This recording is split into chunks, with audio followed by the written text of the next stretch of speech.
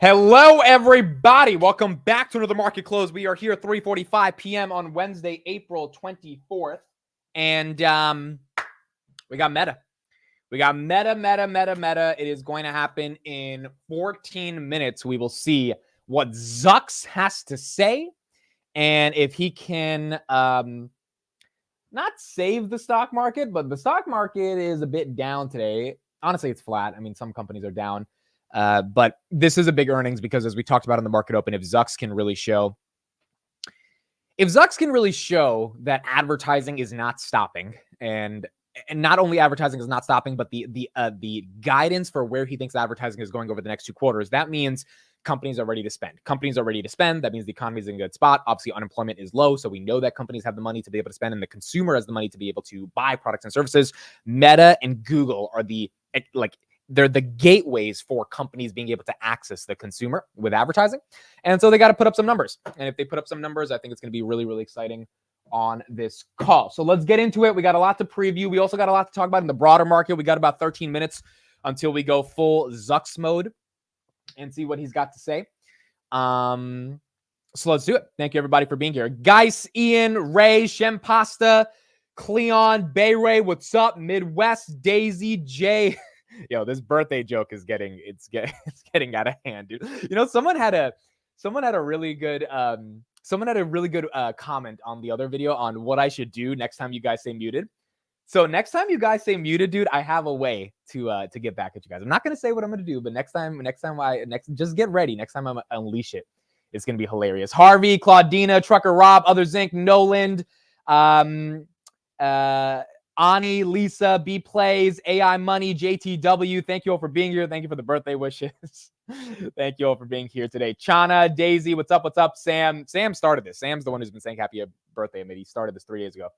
And now we're doing this happy birthday thing. All right. So first of all, let's look at the broader equity markets. Meta's at 495. We'll talk about them in a second. Tesla is maintaining its pump. 12%. Now the markets are down. Right? Markets are down, but Tesla is maintaining its pump. And what's really interesting about Tesla maintaining its pump is that institutional investors are now trading outside of retail. That was after hours. And they have also decided, at least from what it looks like, to buy the stock as it goes up, which means even though every institution downgraded the company today, which means maybe a majority of retailers are buying this 12% pop, there are a string of investors that feel that they understand the autonomy vision before the rest of the street. And as a result of that, they're putting their money where their mouth is, buying this thing at 162. I'm honestly shocked it's holding on to the pump. I wouldn't be surprised if it goes down. The reason I'm surprised is look at NVIDIA, down 3.37%. Didn't expect that after Elon says we need to get 50,000 more H100s. SMCI, down a little bit. Palantir taking a little bit of a fall. Google 161. Google, I think, is also going to have a good earnings there, basically at all-time highs. Robinhood falling 2%. The S&P 500 is flat, but it was higher during the day, 505 right now, but basically flat. And then the QQQ, I think, is also a bit flat. Yeah, I mean, it's up 0.46%. So it's interesting that Tesla was be able to maintain the gains as the market is red, but it also just speaks to the fact that investors really did believe that Tesla had a good earnings, even if the numbers weren't that great. So that's what we got going on in the world of Tesla. Hello from Berlin, Sufyan. I'm sorry if I'm saying your name wrong. Thank you for being here today. Meet Kevin did buy some puts on Tesla, to my understanding, at 165, and I think he bought them when it was at 167, so he's probably in the money on those and profiting on Meta, or it's not on Meta, on Tesla. But the question is going to be, you know, where does Tesla end up over the next few days, and does this story end up playing out in the 160s, or do we go back down to the 150s? DJT is also up right now. DJT is up 10.56%. Really interesting that Trump is up 10.4%. Now, another thing when on the topic of Trump that has to do with the macro political and economic environment of the United States.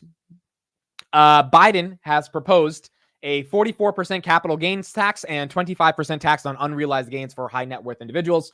So I think as soon as Trump heard this, he basically became this meme that you're seeing on the screen right now, which is Walter White saying, "I won." I don't know if Trump's going to win, but I think it's something that concerns all investors, at least in the United States. I know in Europe, you guys got some tough laws already, so you might not be as sympathetic, but in the United States, or we still value a little bit of our freedoms. I'm just kidding. But yeah, 25% taxes on unrealized gains. Forget that part. Like, that's insane, but forget that part. The part that's wild is 44% capital gains. By the way, long-term capital gains tax rate, he would increase to 37%. So if you're holding on to some equities for a couple years and they do really well, it goes up, I believe, 4 to 5 percentage points from where it was before, which is just more that you're paying on taxes. Did Biden even say this? Yes, they put out the fiscal year 2025 proposal. You could literally just Google fiscal year 2025 proposal for just type in like White House or something, and you'll get the full PDF. And those are kind of the main things that he's talking about. I don't know if this is the best strategy. I mean, at the end of the day, his argument is going to be, well, the rich have to pay their fair share. Robinhood right now, 1729. And if they pay their fair share, then, we'll be able to finance more things. I think the Democrats and Republicans both have it wrong. Like what we have to do is cut spending. And I don't know if we're ready to cut spending as a nation. And so if we can't cut spending, then it seems like, I don't know, it seems like taxes aren't necessarily going to fix the problem. Garcia says, I think this applies to the top 0.1% or something, though, Mitt. Even if it does, dude, like at the end of the day, the whole idea in America is you should want to become the top 0.1%, right? Now, granted, from philosophically, I disagree with it, but also because a majority of people are not in the 0.1%, maybe a majority of people say, yeah, we should tax them even higher, and they vote for this. Maybe that happens. We'll see. But there's definitely going to be some in the investing community that want to achieve the 0.1% in one point in their life, and they're not going to vote for someone who wants to do this. So Meta, I asked my Twitter audience today, do you think they get to 510 after hours, or do you think they get to 480 or below? We're going to do the same here in the YouTube chat and see what people have to say as well. The other thing about the Meta thing is, besides being in the top 0.1% for unrealized gains, the 44% tax rate, that applies to everybody from a long-term perspective. So no matter who you are in the United States, whether you're super wealthy or not, if you hold an equity for 2 years or an option for 2 years, and you have good gains on it, you're going to be paying 44% capital gains tax as well on that, which is annoying, but we'll see. We'll see if that ends up playing out. All right, so the poll is there. Meta tanks, yes or no. So there's no price target, just yes or no. What do you think? No means it probably goes up 10%. I would argue there'd be a 10% swing. That would be a $100 billion swing. Remember last time Meta added $250 billion to their market cap in one day. It was the largest, 270, I think. It was the largest single day move when it comes to market cap in history. Yeah, I think it beat Nvidia as well. They announced the dividend, they announced $50 billion in buybacks, and then they crushed on their numbers. I think they're going to do the same here. And if they do the same here, it's going to get exciting. In terms of the actual numbers, so EPS estimates for Meta today, $4.32 a share. Last quarter, they reported $5.33, so they beat by 17% last quarter. Revenue, the street wants $36 billion. Last quarter, they did $40 billion, and they beat by 11%. So if they put up the same exact numbers, $5.33 and $40 billion, and they beat on the estimates, I think the street's going to be excited. And I think the street would enjoy, ultimately, Meta's progress. So we'll see what happens. Garcia did make an earnings play. Garcia, good friend of the channel. Let me actually pull up what Garcia did. Garcia bought a, what did he buy? He bought a call option for $5.40. So I did not buy any calls today for Meta. He bought this. He bought a $5.40 call option expiring in 9 days. Spent $830 on this. And the idea is if Meta pops at least to like 520, this will be profitable. If it gets to 550, then he's going to really be, making a decent chunk of change on this. And if it goes to 600, this thing, I don't know. I think this thing could like almost 70, 80% gains, probably more, probably like 100, 200%, or maybe 175% on this. That's the call. Could Meta get to 540? Put in the chat. What do you think? Do we think Garcia is going to make money on this or not? Do we think he's going to make money on this or not? Because so far it seems like he is going to be able to. I mean, I think Meta's going to do well. I think Meta's going to do well. I think he's going to do well on this thing. I don't know if they're going to be able to sustain the pump. That's the hard thing to me. 600 is unrealistic. Okay, that's true. But when Meta was at 395, did we think like 480 was realistic? And now it's at 494.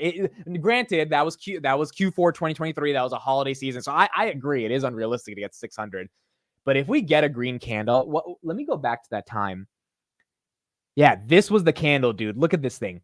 Look at this thing. It was $3.90 before earnings. Went to $4.85. We're at $4.94 right now. We peaked at $5.30 like 3 weeks ago or 2 weeks ago. But $3.90 to $4.85 is insane for a company like Meta, dude. Absolutely insane.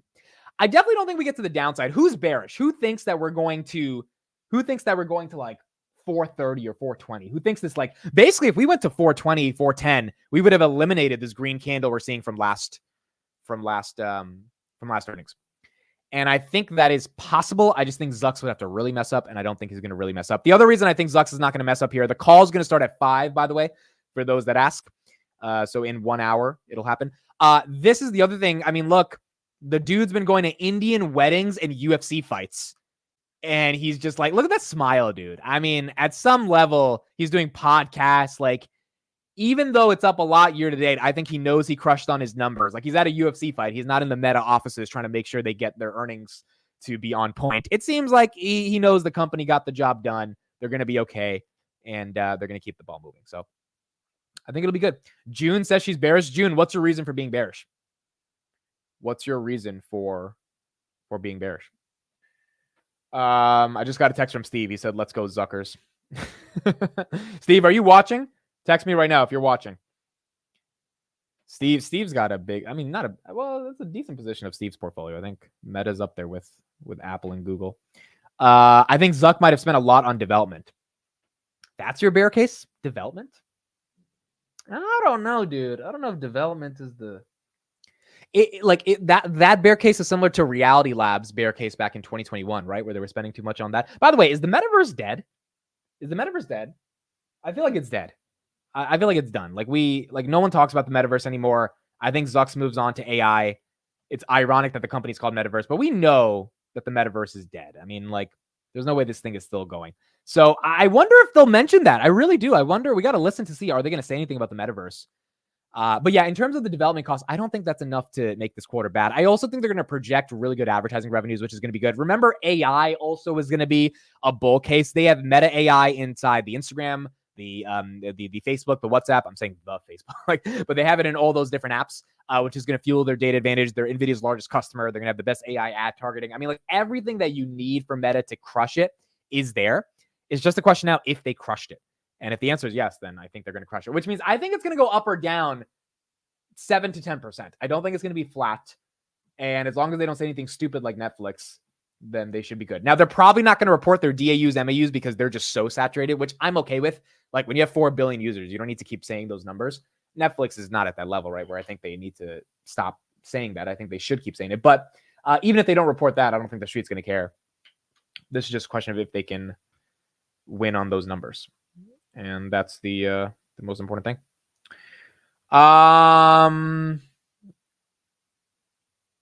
Okay, Bay Ray just shared me a good post. So Meta had a $200 billion gain in a day. NVIDIA had a $230 billion gain in a day when it comes to market cap. So last time Meta had earnings, February 2nd, they gained $196 billion. NVIDIA, 3 weeks later, gained $230 billion. I don't think it's going to be that crazy of a move this time. But if it is, then we better prepare ourselves. I just think the macro is not ready to do that. Like, we've already pumped so much this year. The macro is not ready to give us like an insane move like this for any company.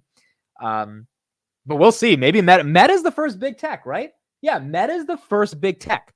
Meta is legit the first big tech. Google and Microsoft are tomorrow, so today's the day for Meta to pull this off. Today is indeed the day to pull this off for Meta. Guy says Meta valuation is still not that high. I agree with you. The growth is there. I agree the valuation is still not crazy. It's moved a lot this year, you know? Like, at this point, I wonder how much more appetite the street has for Meta. All right, 4 p.m. Wednesday, April 24th. The stock market is now closed.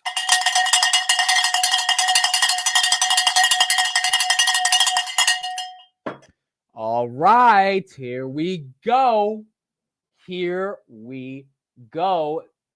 I've got the thing loaded up. I'm refreshing to see the numbers.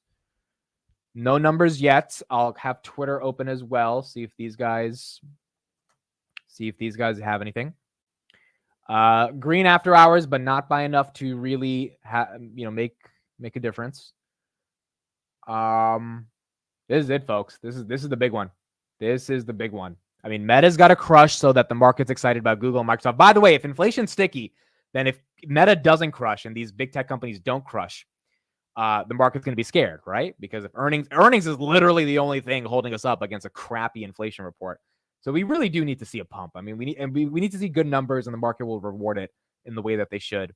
And even if the market doesn't reward it, we need good numbers. And I think objectively we'll be able to tell based on top line metrics if the numbers are good or not. I think it's going to crush. I think it should do okay. Let me know in the chat how much you guys own of Meta, what percentage of portfolio, and if you own Meta at all. And let's see what happens. I mean, we could also expect a downside move if the print is good, because it's just not as good as the street wanted. But as long as it's good, that should be okay. Oh, I think they do it at 405. They do it at 405. Okay, so we have a couple minutes. We have a couple minutes. Akshat says, I just bought one stock 1 minute ago. But it's like a game, dude. This like we're all just like, fuck it, let's just buy one of these things. You know what's kind of crazy? Most of our friends would say it's crazy to spend like $800 or $500. Like that's a lot of money. That's not like $500 is that's a lot of money, dude. You could like go out. You could go out on a bunch of like dates with that money. You could go to the movies with that money. You buy a month's worth of groceries with that money. But we're just here fucking gambling it on one share before this company reports earnings. It's better than putting it on black, okay?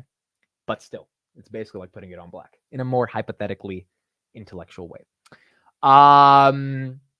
Saying 500 is a lot of money. Yeah, dude, 500 is a lot of money. I mean, I know we're all investors here and like 500 is not really a lot of money, but $500 is $500. Like, I get that, like, you know, you can make $500 randomly on a stock, but like 500 is still 500, dude. Amit, if Meta crushes, I'm wishing you happy birthday forever. Okay, so we know Sam has a shit ton of Meta. We know that. 35% of Meta of your portfolio for P-Shesh. Google's moving after hours. Where's Google? Let's see. Meta's up about 1% after hours. Google is up. Google's flat. Google's flat. Microsoft's flat. Where's Tesla after hours? Tesla's up, dude. 162. Really maintained that pump. Really maintained it. But let's see. Let's see for Meta. Sharvesh has 5% of his portfolio there. To the average person, $500 is a lot of money. I agree. Look, and I know all of us here in the chat are, you know, we're not the average person. Just even caring about investing to me makes us more than the average person. Just in terms of like our interests and things of that nature. But still, $500, dude. $500 is $500. Oh, what other earnings do we have while we wait for Meta? Hold on. After hours. Oh, we have IBM, Chipotle, okay, hold on. Chipotle, do we have anything there? That's nothing. IBM, do we have anything there? That's nothing.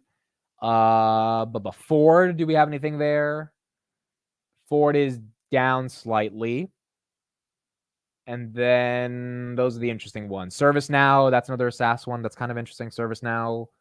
They're all flat. No moves are flat. That's it. No moves are flat. We got like 30 seconds till Meta. Oh boy. Oh boy. Oh boy. Lam Research. Yeah, that one. Semiconductor play. That one.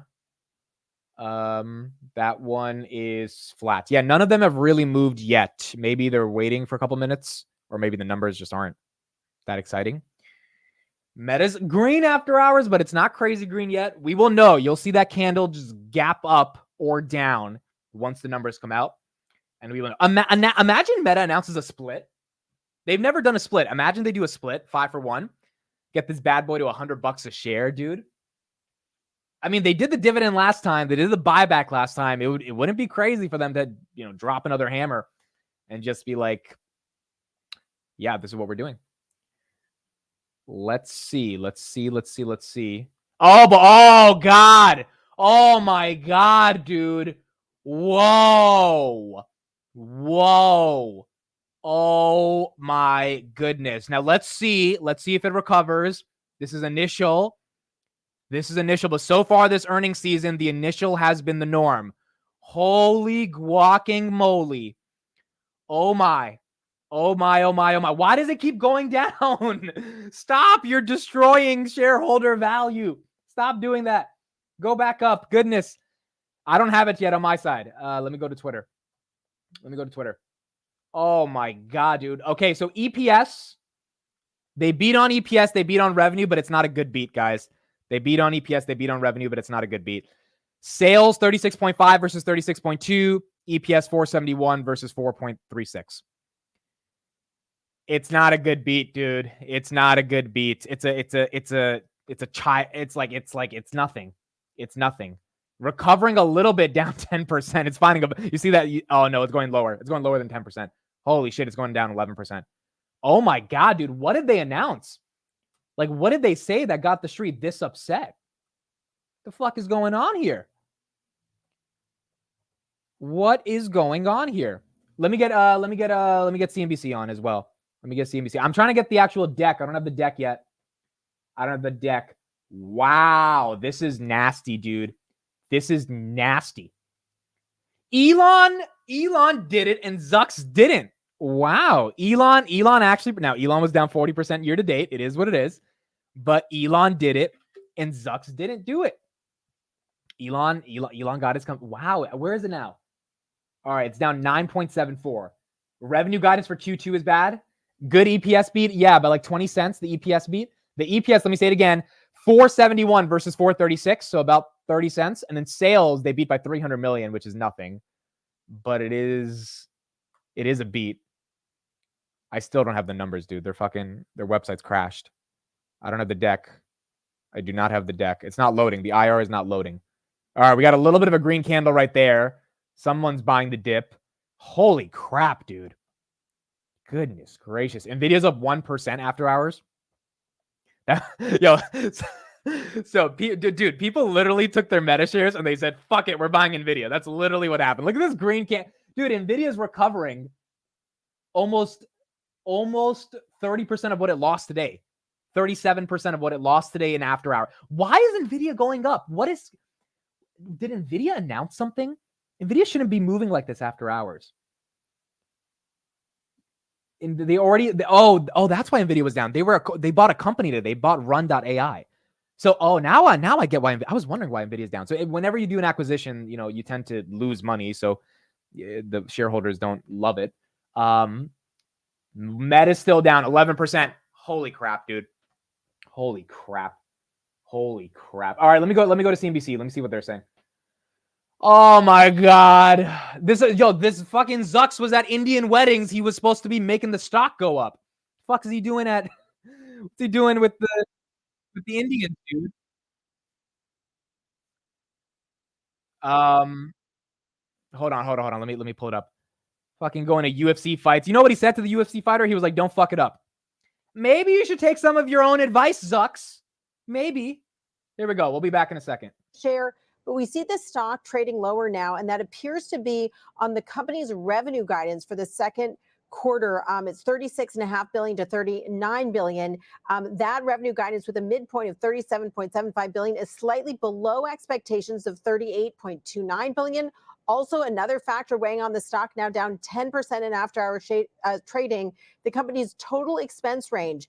Meta is raising the bottom end of its total expense range for the year to now $96 to $99 billion. The bottom end of the range was previously $94 billion.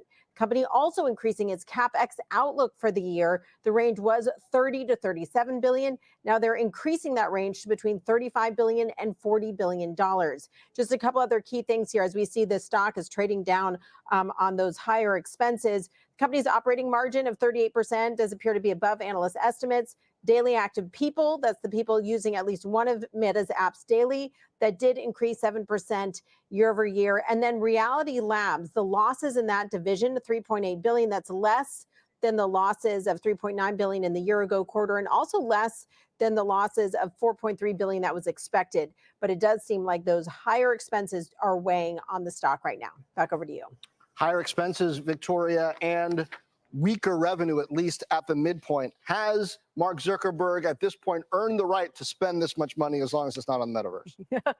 Yeah, Reality Labs, I think that black hole, we're getting a little tired. We'd like to see a little less burn in there. And the Capex is a little bit concerning. They've done such a great job, the year of efficiency. So this, I think, is a bit of a normalization from we saw some really great cost cutting, the job reductions, slimming down, right sizing it per se. But now they're seeing the reality of it. And if they want to continue to expand, so if they want to expand threads in other areas, they have to staff up again or potentially have higher operating costs. and higher Capex. I think that was certainly disappointing. We were hoping for a little bit higher ad revenue spend, even though daily active users have continued to grow. I think generally speaking, this is the question of could this torrid pace continue? And obviously the pace has not continued. Goodness gracious, dude. So Reality Labs is still losing money. I'm very curious if any analyst actually grills them about the metaverse thing, because maybe Zucks deserves a little bit of a grilling, because why is that even a thing? No one fucking cares about the metaverse. No one uses that shit. Did you guys hear the news about Apple? They're lowering the Vision Pro estimates from $850K to $450K. No one cares about wearing some shit on their face, dude. And if Apple can't sell these, we know Meta can't sell these. Now, granted, Meta has way more devices and gaming, all that stuff, but is it worth the money to make a metaverse if no one's going to put on these glasses and use them, right? Or these headsets, whatever it may be. This is bad, dude. This is not good. So you heard right there, they raised Capex and they lowered guidance. You said they would crush. Yeah, I was wrong. I thought they were going to do a little bit better than this, dude.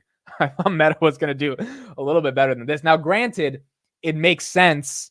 Well, actually, no, I don't know if it makes sense. The only reason it makes sense to me is because they're probably spending a lot more on AI infrastructure. So Capex has to go up. Tesla said the exact same thing yesterday. And they are spending on they're spending on Reality Labs. But so yeah, it makes sense that their expenses are up, but it does not make sense that they lowered guidance. That one is a bit more concerning to me.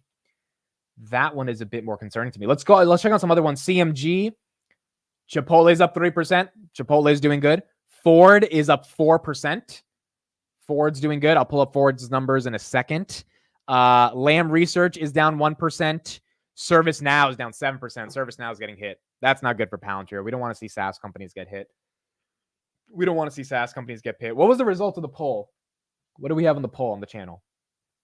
Were people bullish? Were the majority of people bullish?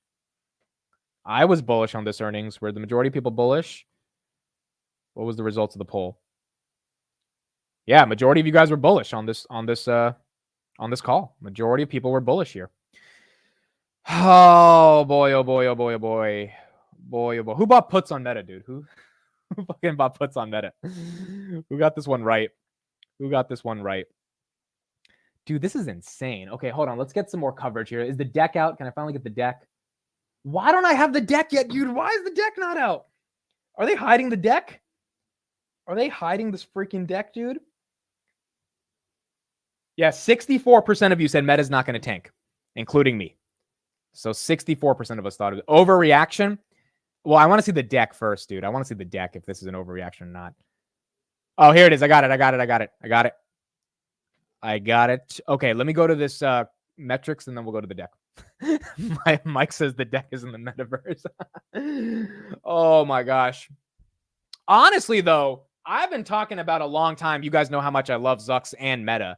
I mean, if this thing goes below 400, where is it at right now? Is it at 410? Hold on. No, it's a little bit higher than that. It's at 444. This gets to 420. I don't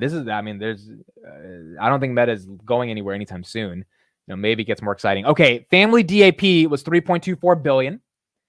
That's up 7% year over year. Ad impressions, 20% year over year increase. Average price per ad increase. That's good. Total revenue, again, that was up 27% year over year. Look, the revenue is compounding 27%. That's not easy. Maybe that's another reason why it's a little bit of an overreaction. Capex is 6.72 billion. They bought 14 billion shares or dollars, $14 billion worth of shares, and they paid out 1.27 billion in dividends. So basically, they spent 15 billion helping that EPS number get higher. Headcount is down 10% year over year. They cut 10% of employees. Carl says, I got 435 puts. Congrats. Not bad. Not bad at all. What else do we have here? Cash equivalents. They have 58 billion. Wow. They have 58 billion in cash. Free cash flow is 12 billion. We expect in second quarter total revenue to be in the range of 36.5 billion to 39 billion. That's a decent range. That's not horrible guidance. Full year expenses, 99 billion. That's up 2 billion. That's why. They're going to spend 2 billion more on expenses. Higher infrastructure and legal costs. Legal? What the fuck is going on with the legal costs? Why are they spending more on legal? What's going on there? Who's getting sued? The hell? Who's getting sued? You guys are talking about Poet right now? Yeah, Poet is Poet's up 50% today. Yeah, guys, I don't know about that one. That's a penny stock. I know everyone is curious about that, but I don't know how sophisticated that is, and it's a penny stock. At the end of the day, I know it looks amazing. It's up 44%. It could go down tomorrow. The thing is a $100 million market cap. So before people get super excited, just remember it's a penny stock. Like, yeah, you might have missed the gains, but it could crash and burn. Like we've seen this happen with penny stocks all the time. We anticipate our full year capital expenditures to be in the range of 35 to 40 billion. Wow, that's up 5 billion, guys. Their last range was 30 to 37. That's 5 billion more for Capex. Why are they spending so much money? What is going on?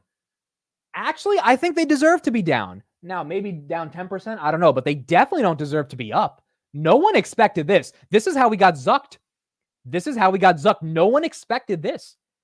If people expected this, if this was mainstream opinion that they would increase expenses by 5 billion, we all would have not been excited for earnings. Like, you cannot increase expenses by that much. In addition, we continue to monitor an active regulatory landscape, including the increasing legal and regulatory headwinds in the EU. Okay, that's why they're spending on legal. It's not just chips. It's also, well, yes, chips, you're right, AI infrastructure. But I forgot, the European Union's suing the shit out of Meta, Google, and Apple. Chipotle's up 5% right now. I think they'll split like in June. Chipotle does their split, but they're up 5%. Ford is up 4%. Tesla flat after hours. So that makes sense. If they're getting sued by the EU and they're fighting for the very existence of Facebook in Germany and France, etc., you're gonna have to pay some, $20,000 an hour lawyers. That's probably one of the reasons. Nvidia. Why is Nvidia up after hours though? Oh no, now Nvidia's flat. Wow, that was interesting. Nvidia went to 811 after hours. It was up 2%. Now it's back down. For a second, I thought, all right, the money is going from Meta to Nvidia, and people are just like, screw this, we're going to Jensen. Damn, dude. All right, so Google's got to be down. I think Google's down 1%. If I had to guess, 2.6% on Google. Oh boy. Oh boy. Oh boy. Oh boy. Oh boy. Oh boy. That's not the best. That's not the best.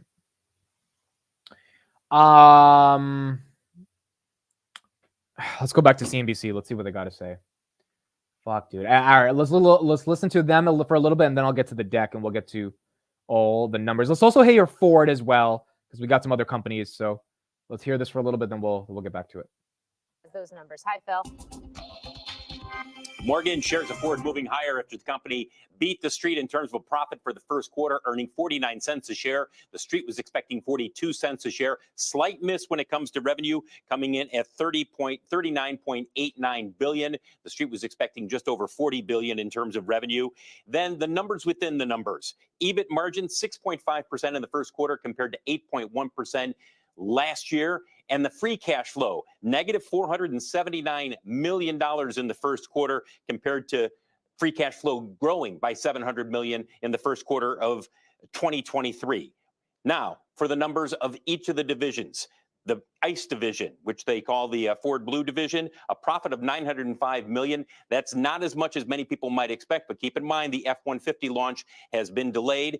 That number is expected to pick up the rest of this year. Commercial vehicles, this is where Ford is killing it right now.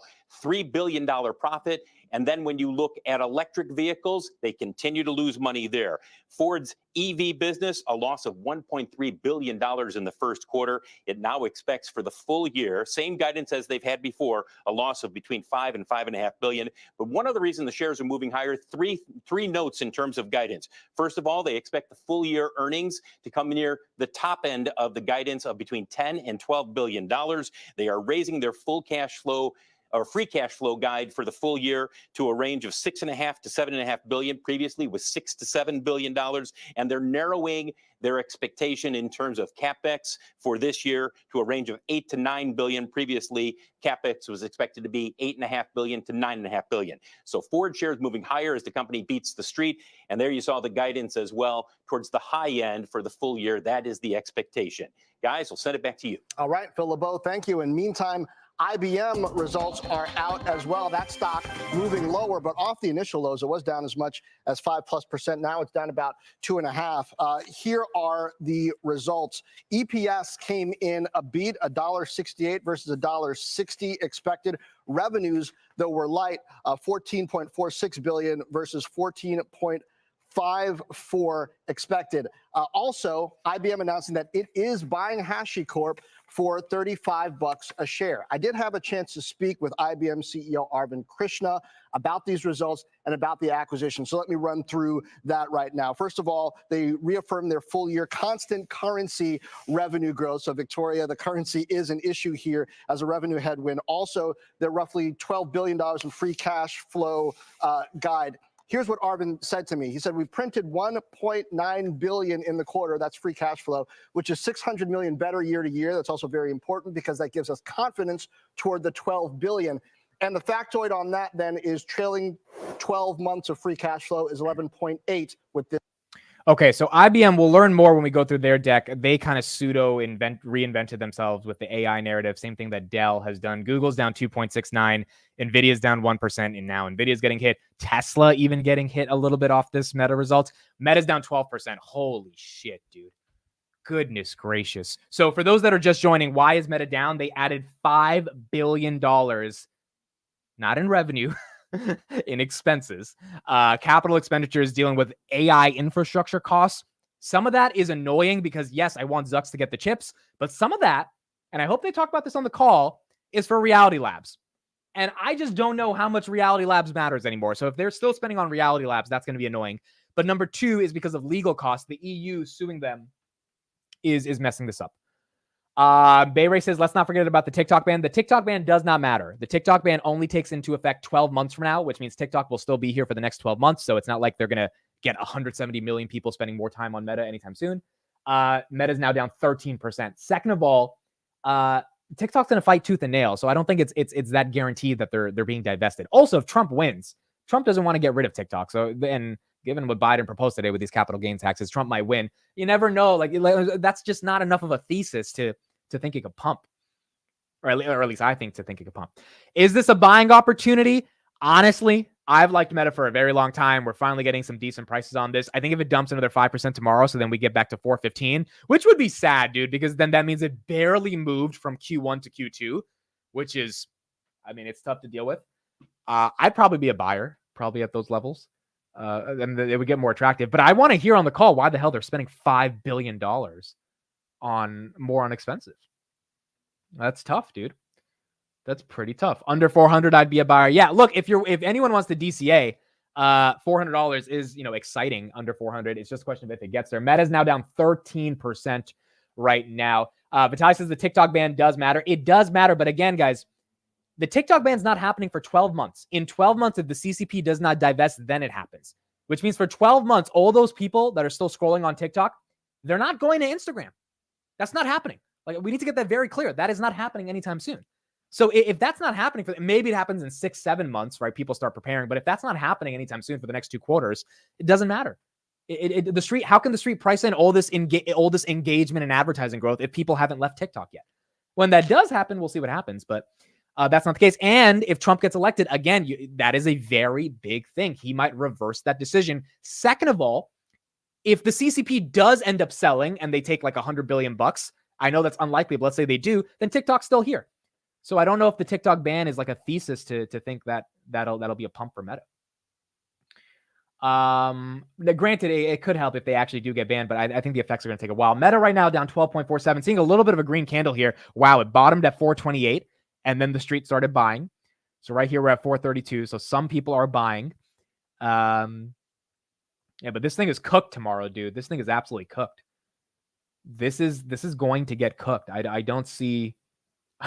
I mean, I wonder, could the street buy the dip tomorrow? Yeah, but they need a hell of an explanation on this Reality Labs nonsense that Zucks is still talking about. Does anyone use the Quest for Reality Labs? I know there's like good games on the Quest. I know people probably use that, but like actual like inside of Reality Labs, are you guys using some of those applications at all? Because I don't use it. I don't know anyone who uses it, and I don't know if the expenses are worth it. All right, let me pull up the deck. Where's the deck? Let me pull up the financials. Let's look at this deck. Financials, first quarter slides. Okay, here we go. Amazon and Nvidia getting hit. Where's Amazon? Oh boy. Oh, tomorrow's gonna be bad. Amazon's down fucking 2%, and Nvidia is down 1.1. Microsoft, are they down? Microsoft's hit down 1%. Apple's probably down 0.5. Apple's down 0.3. Okay, so all the big seven are hit. All the big seven are hit. Okay, some of you guys use the quest for adult content. I don't know what adult content is. But I'm happy you were enjoying adult content. All right, so Q1 2024, 35 billion down from 38 billion. That's fine. We expected that. Revenue, that's fine. This doesn't matter. So advertising, they brought in 35.6 billion. Wow, dude, look at this thing. Look at this thing. Advertising 35.6 billion. Other 380. That's probably like the MetaQuest, all that random stuff, right? And then Reality Labs 440. So Reality Labs is pulling up 440, and I think they're spending, wow, they spent 3.8 billion. Oh my God. They're spending 4 billion on a Reality Lab, and they're making 440 million. They are getting 1/10, 10% of what they're spending in revenue on Reality Labs. Wow. That is, I think the street's going to have questions on where's the plan for that to change? You can't just keep cutting people. You can't just keep firing people anymore. Sean says, I feel like most of the ad dollars come from me. We do. Yeah. Small businesses are spending, right? That's a good thing. Let me call Steve right now. Let's get his thoughts. Let's see what he has to say. Let's see if he picks up. Expenses as a percentage of revenue, that is going down. So that's, or no, it's slightly, it's down 1%. Nothing that crazy. Tax rate, that's okay. Net income, 12.3 billion. That's down from 14 billion. That's fine. We all expected that. Okay, Steve's probably in a meeting. That's fine. Their net income is up 100% year over year. So Q1 2023, it was 5.7 billion. Now it's 12 billion. So if you look at the net income growth, which is net income is profitability, that's phenomenal growth year over year, right? 7 billion more in profits. But I mean, quarter over quarter, that's not the best. Earnings per share, that's fine. We all knew that was going to be the case. Capex. So 2022, they spent 32 billion. 2023, they spent 28 billion. Q1, they spent 6.7, but they're guiding for another 5 billion in general. And that's what I think the market is getting a little bit upset at. Family daily active people, 3.24 billion. That is up, which is good. So that's not bad. 3.24 billion here. And again, they're not disclosing the exact people. It's just DAP. They care about your pronouns, which is why they're saying DAP. You know, Meta's very inclusive here. Ad impressions, that's up 20% year over year. 28% in Asia Pacific, rest of the world up 17%. That's fine. Do they have the ARPU? No, I don't think they disclose ARPU anymore either. Yeah, because they got rid of that DAP. I don't think they. Oh no, the ARPU's right here. Sorry, ARPU's right here. So a person you are worth $11 to Meta. You are worth $11 to Meta. Which is, so for all the people that say, oh, Meta should just have a subscription, get rid of ads. I mean, dude, $11 is pretty nice to not force you to take out your credit card. I mean, that's pretty damn good. And if they did have to charge you $11, who would actually pay $11 to use Instant? Like most people aren't going to pay that. So that's not too bad. Yeah, it's not ARPU. It's average revenue per person. It's ARPP. Net income crushed it. This is a dumb sell-off. I don't know if it's a dumb sell-off. Maybe 10% is dumb. I agree with you there. But I don't know if it's a dumb sell-off. Meta is now down 12%. I don't think we should expect it to be up. I mean, that's for sure. But I do agree. The advertising, they probably are sandbagging a little bit, given the political advertising is going to start by Q3. And it is a bit exaggerated. I mean, like it is, you know, it is a little, I mean, they lost how much? They just lost $100 billion in market cap, you know? So Zuck's probably lost like 30 billion in his net worth or something. Or 20 billion, I think. But it definitely deserves to be down. It was too much. CMG, where's CMG? CMG is up 3%. I'll pull up their earnings in a second. Ford is up 2.39. Does anyone own Ford? Does anyone actually buy Ford stock? I know we all love our dividends, but Does anyone actually buy Ford for the 4.5 dividend? IBM tanking right now. I mean, not tanking, but it's down 7%. IBM went from 110 to 180 over the past 90 days. So makes sense that IBM is taking a little bit of a break. The question is, where does the sell-off capital go? Yeah, I mean, that's interesting. Tomorrow we'll get an update on money markets. I'm pretty sure they increased after last week's sell-off. But yeah, okay. So if you, let's say it in the chat, if you sold your Meta hypothetically today and you had, 50 grand, where would you put those Meta profits or Meta potential break evens or losses into a different stock? Where would you go if you don't believe Meta is going to have a good rest of the year, which I think they're going to have a great rest of the year, but I think the next 6 months, they got to explain this Capex thing, dude. They really got to explain this shit. 5 billion? Dude, 5 billion is like, that's, you can't say that it's old GPUs. And if Meta says it's old GPUs, I actually think that's super bullish, because that means like they're building infrastructure that no other company can make. But if they clarify, which I don't know if they're going to be specific, but if they clarify like 20% of that is GPUs, 80% of that is other shit, and then out of that 80%, 30% of that is fighting with lawyers in the EU, then that's a little annoying. That's definitely annoying. Kelly says she owns Ford. Okay, interesting. I guess she likes dividends. Vitaly says, dude, election spend is going to be bonkers. This is nothing but an opportunity. Look, I agree. I mean, if this thing keeps dipping lower, I think this is definitely a buy the dip. Let me be clear about that. I don't think this is like a run for the woods here. But I want to see how low this can go. Because under 400 again would be a blessing on Meta. I mean, that would be exciting. That would put Meta at like 900 billion, 800 billion. That would make the PE closer to like 28. That's like Google at 131. And Llama. But also in the deck, they talked about nothing about AI. So I guess on the call, we have the call in 28 minutes, folks. They said nothing about AI. So I imagine Zucks will talk about it. But AI is a big opportunity. Now, the reason they didn't talk about AI is because, again, if you look right here, they don't make any money off AI. Right now, they're losing a lot on AI with open sourcing these models, which is the long game. I think all of us should, we would applaud them for playing that long game. But it is a little bad in the short term for shareholders right now. Did I say run for the woods? It's run for the hills. Did I mess up? Dude, I'm the king of messing up these metaphors. There's something, I don't know how I mess up these metaphors. Like I just find different words that go with different words, and then they just puke out of my mouth. Sean says, I'm telling you guys, I stopped my Google PPC and I'm 90% Facebook ads. That's been my thesis on Meta forever. And that's why I have such big regrets. I didn't buy it at $88. I've ran Facebook ads before. I wasn't really great at it. But when you have little ideas when you're 17 years old, you're running these Facebook ads. And like, the thing was phenomenal, dude. Like, it was like you were accessing people's attention for like pennies, And it's like, if you're actually sophisticated and you know what you're doing, and it's not search ads where people have to search and then click on your link, but it's like, it's in their face. Like, your shit pops up when they're scrolling, and you know how to do that. I mean, it's the best advertising platform on the planet, in my opinion. So we know their advertising business is tight, but this Capex is the part that's concerning. But Bitcoin, yeah. Why is Bitcoin? I don't know why this, like, dude. Bitcoin is like Bitcoin.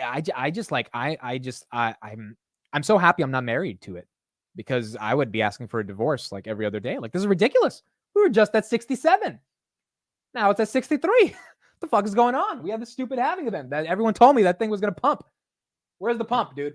Where's the pump? I mean, I know I live in New Jersey and I don't even pump my own gas, but I was assuming this halving event would give us a little bit of a pump when it comes to Bitcoin. The shit's running for the hills.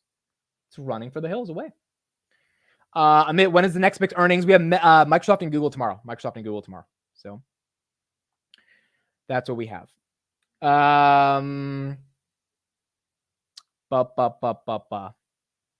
Bitcoin pump will come this summer. Yeah, probably. That probably will be the case. Bitcoin is metaverse money. It should be mooning with Meta. Meta should be mooning with the metaverse money. Oh boy. Oh, by the way, Tesla has not sold 740 million of their Bitcoin. They disclosed yesterday. So Tesla right now after hours down 0.51. Tesla still has a ton of their Bitcoin. And honestly, they're probably holding on to it for the pump as well. That'll help some of those numbers in Q3 when things might get bad. Meta's down 12.3, guys. It's not rebounding. It's down 12.3. It bottomed at 428. Right now it's at 432.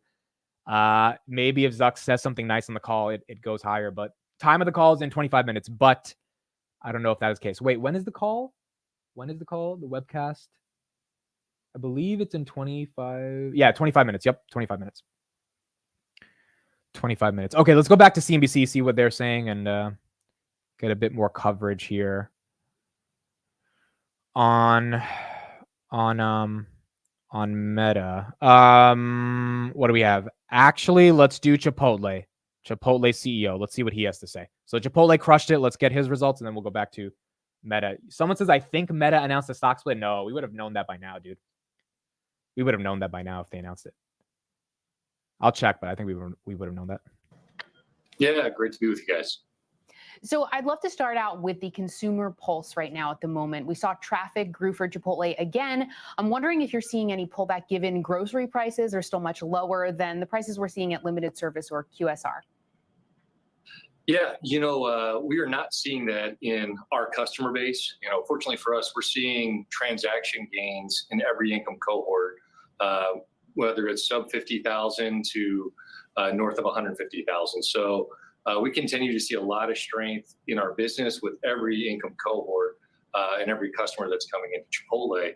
Now, that's not to say in some of our research, we don't hear customers talking about concerns as it relates to inflation and also, some of the higher prices that they're dealing with in their daily lives. But fortunately, the value proposition that we're providing at Chipotle seems to really be cutting through and resonating with our customers. So we're happy to serve everybody that shows up to get in line to grab a burrito. All right, so the Chipotle CEO, nothing but smiles. He's just like, we don't care. Here's some more Meta coverage. Let's get back to Meta. Oh, Meta CFO. Okay, here we go. We got the Meta CFO, and then they said something. Let's hear what they had to say. Hold on. Let me pull this up right here. Okay, here we go. Some more Meta stuff. We'll be having the call in 20 minutes. Welcome back. Meta shares are down about 12% in overtime after quarterly results. Julia Borston just spoke with the company's CFO. Julia?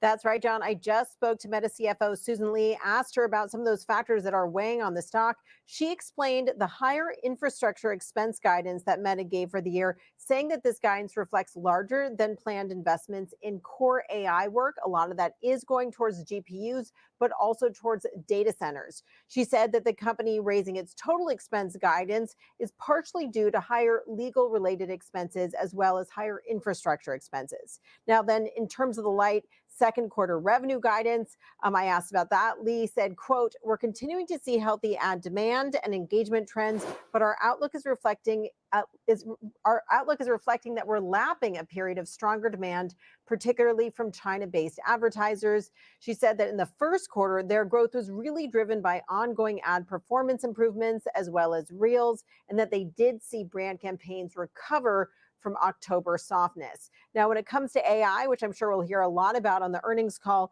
Lee said that their investments in AI are continuing to pay off in terms of improvements to their ad business, but his concerns about that guidance as well as those expenses that's weighing on results, weighing on the stock, now down about 11.5 or 12% in after hours trading. Morgan. All right, Julia, some great context there. Thanks for bringing it to us. For more on Meta, let's bring in Citizens JMP research analyst, Andrew Boone. He has an outperform rating on Meta, $550 price target, called it his top advertising idea into earnings. Let's start right there because stock's under pressure. It's down 12%. They're spending more money on AI, infrastructure, GPUs. You just heard about it, but it also sounds like from the CFO, Susan Li, some pretty upbeat commentary, albeit some hard comps, but some upbeat commentary around digital advertising. What do you make of it?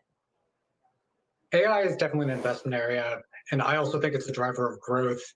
Reels is still contributing, and then if you look at Meta AI, which is their recently released AI assistant on the platform, there's a real opportunity for Meta to be able to take share of other budgets, meaning search going forward. In combination, we think that growth can sustain itself in the back half of 24 and then into 25. Okay.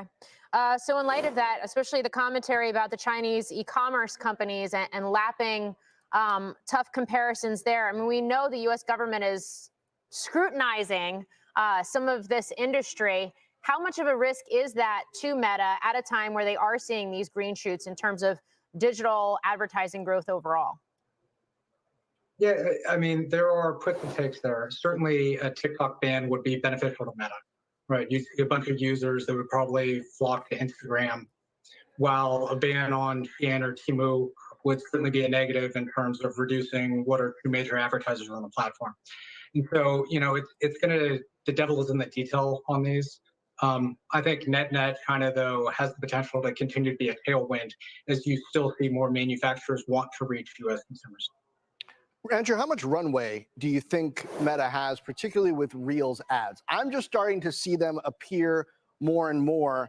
And I know that Reels is also different because, and Zuckerberg has talked about this a bit, they're not showing those ads to you based on who you're connected to. They're really using more AI, kind of TikTok style, to figure out what you're uniquely going to be interested in. Is this a long-term, brand new revenue source that you're measuring yet, or no? I think there are two really interesting points there. One of which is that Reels has the opportunity to take linear TV dollars. Linear TV remains the largest kind of offline bucket of ad spend that's still available. The shift to digital properties. That's one point. And then you're right. I think there is better contextual advertising that will be available as Reels continues to work on their algorithms and make everything more personalized, including ads. All right. After hours, overtime session lows now for Meta, now down a little bit more than 12%. Andrew, thank you. We're going to have much more on that overtime. Oh boy. Oh boy, oh boy, oh boy, oh boy. The reason I'm annoyed by this is because Meta going down is not good for the broader market. S&P, I mean, I don't have a big Meta. I don't have any Meta, but S&P's down 0.5. Fuck, dude. Oh, damn. We didn't need this result right now because inflation's still sticky. So this whole 10% correction we haven't had yet, we had 6%. I mean, if Google and Microsoft end up like this, then it's, well, granted, maybe we don't get a 10% correction in the broader market. Maybe individual equities take a 10% haircut, like Meta's down 13% right now, which is fine because more people get opportunities to buy up as they're cheaper. As Michael says, simply a buying opportunity. Yeah, I agree. Simply a buying opportunity. But it is indeed down 12.7. We're going to have some short-term pain. We will have to have some short-term pain. Do you think it will shoot back up 1,000%? I think it'll go higher. I just again, you don't know, you can't time these things, right? So you definitely don't want to buy the top. And can you ever time the top? No. And if you bought today, I wouldn't blame you buying before earnings, because just like buying puts against Tesla yesterday, the conventional wisdom, which historically is wrong, but still everyone goes the same way, was that Tesla was going to go down, Meta was going to go up. The opposite happened.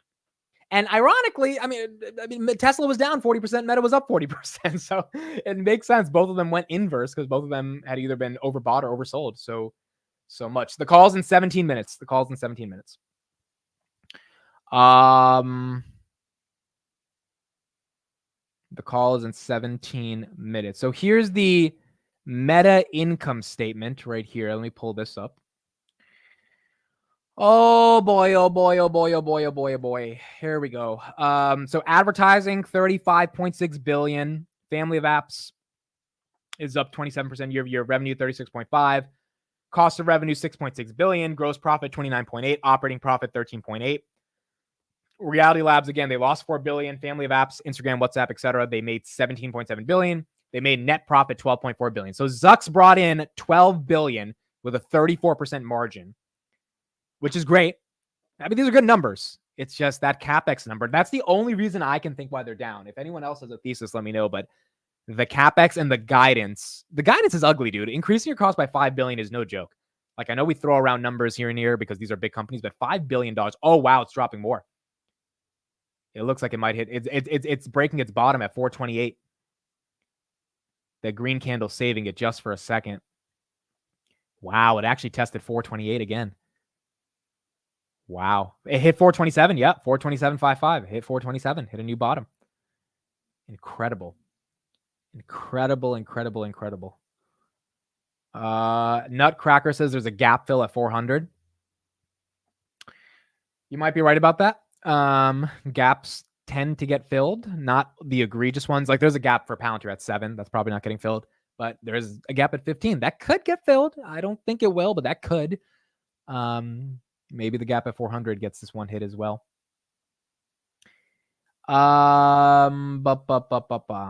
all of a sudden Amit doesn't want to buy at 420. You know, the actual honest truth is Amit doesn't have money to buy at 420, dude.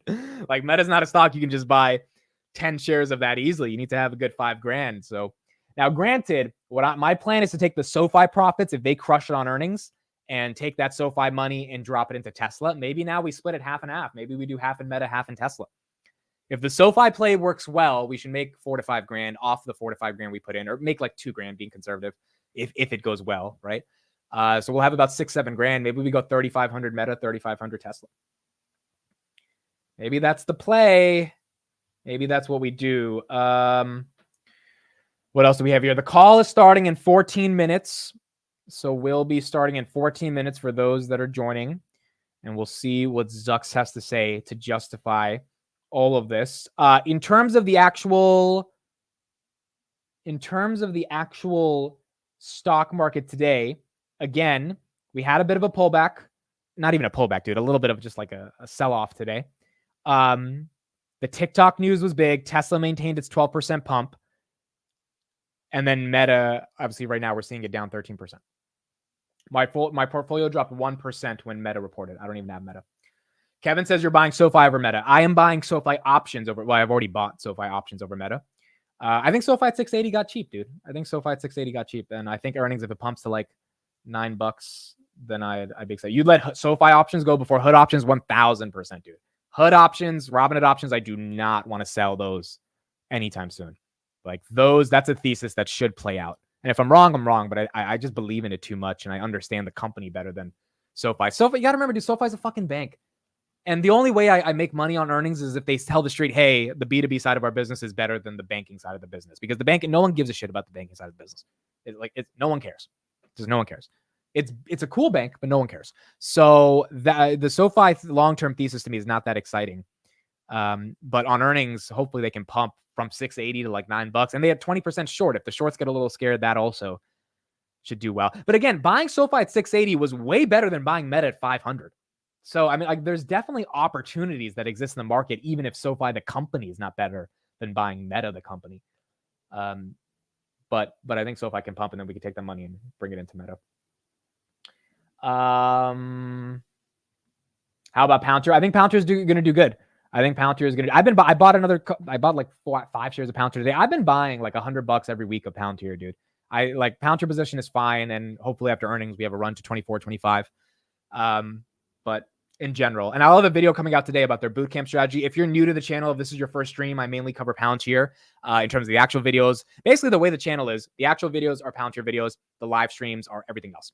So should be a very non-confusing channel to subscribe to if you want to keep up with what's going on. And so the Palantir video today is going to talk about why their boot camps are creating network effects, which should explode customer count. Maybe not this quarter, but in the next couple quarters. And so I think Palantir should be able to. I think Palantir should end the year at 30, dude. I think it's very possible. But we will see. Up 3% on CMG earnings. Yep, Chipotle did great. What happened to Meta? They increased Capex. And that result of increasing Capex made it bearish.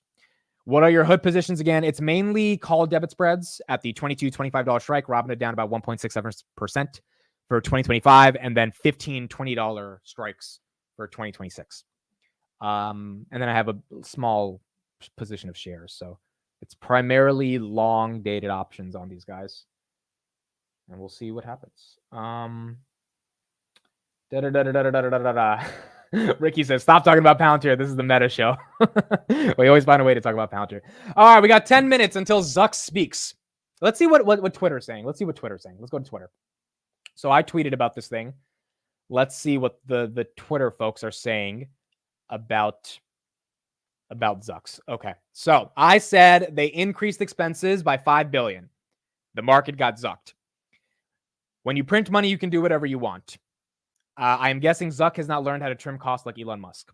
And the costs are all for AI, according to the report. NVIDIA is dropping after hours, which it should be going up. That's actually a good point. If the costs are mainly for AI, maybe NVIDIA should be going up. But again, I don't know what the percentage of the costs are allocated to AI versus to like stupid lawyers to deal with this EU thing.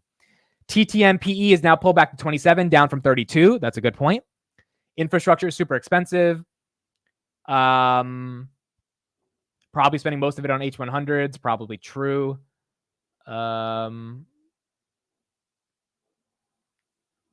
AI isn't cheap. Okay, so most people understand why the expenses are happening, which means that's okay.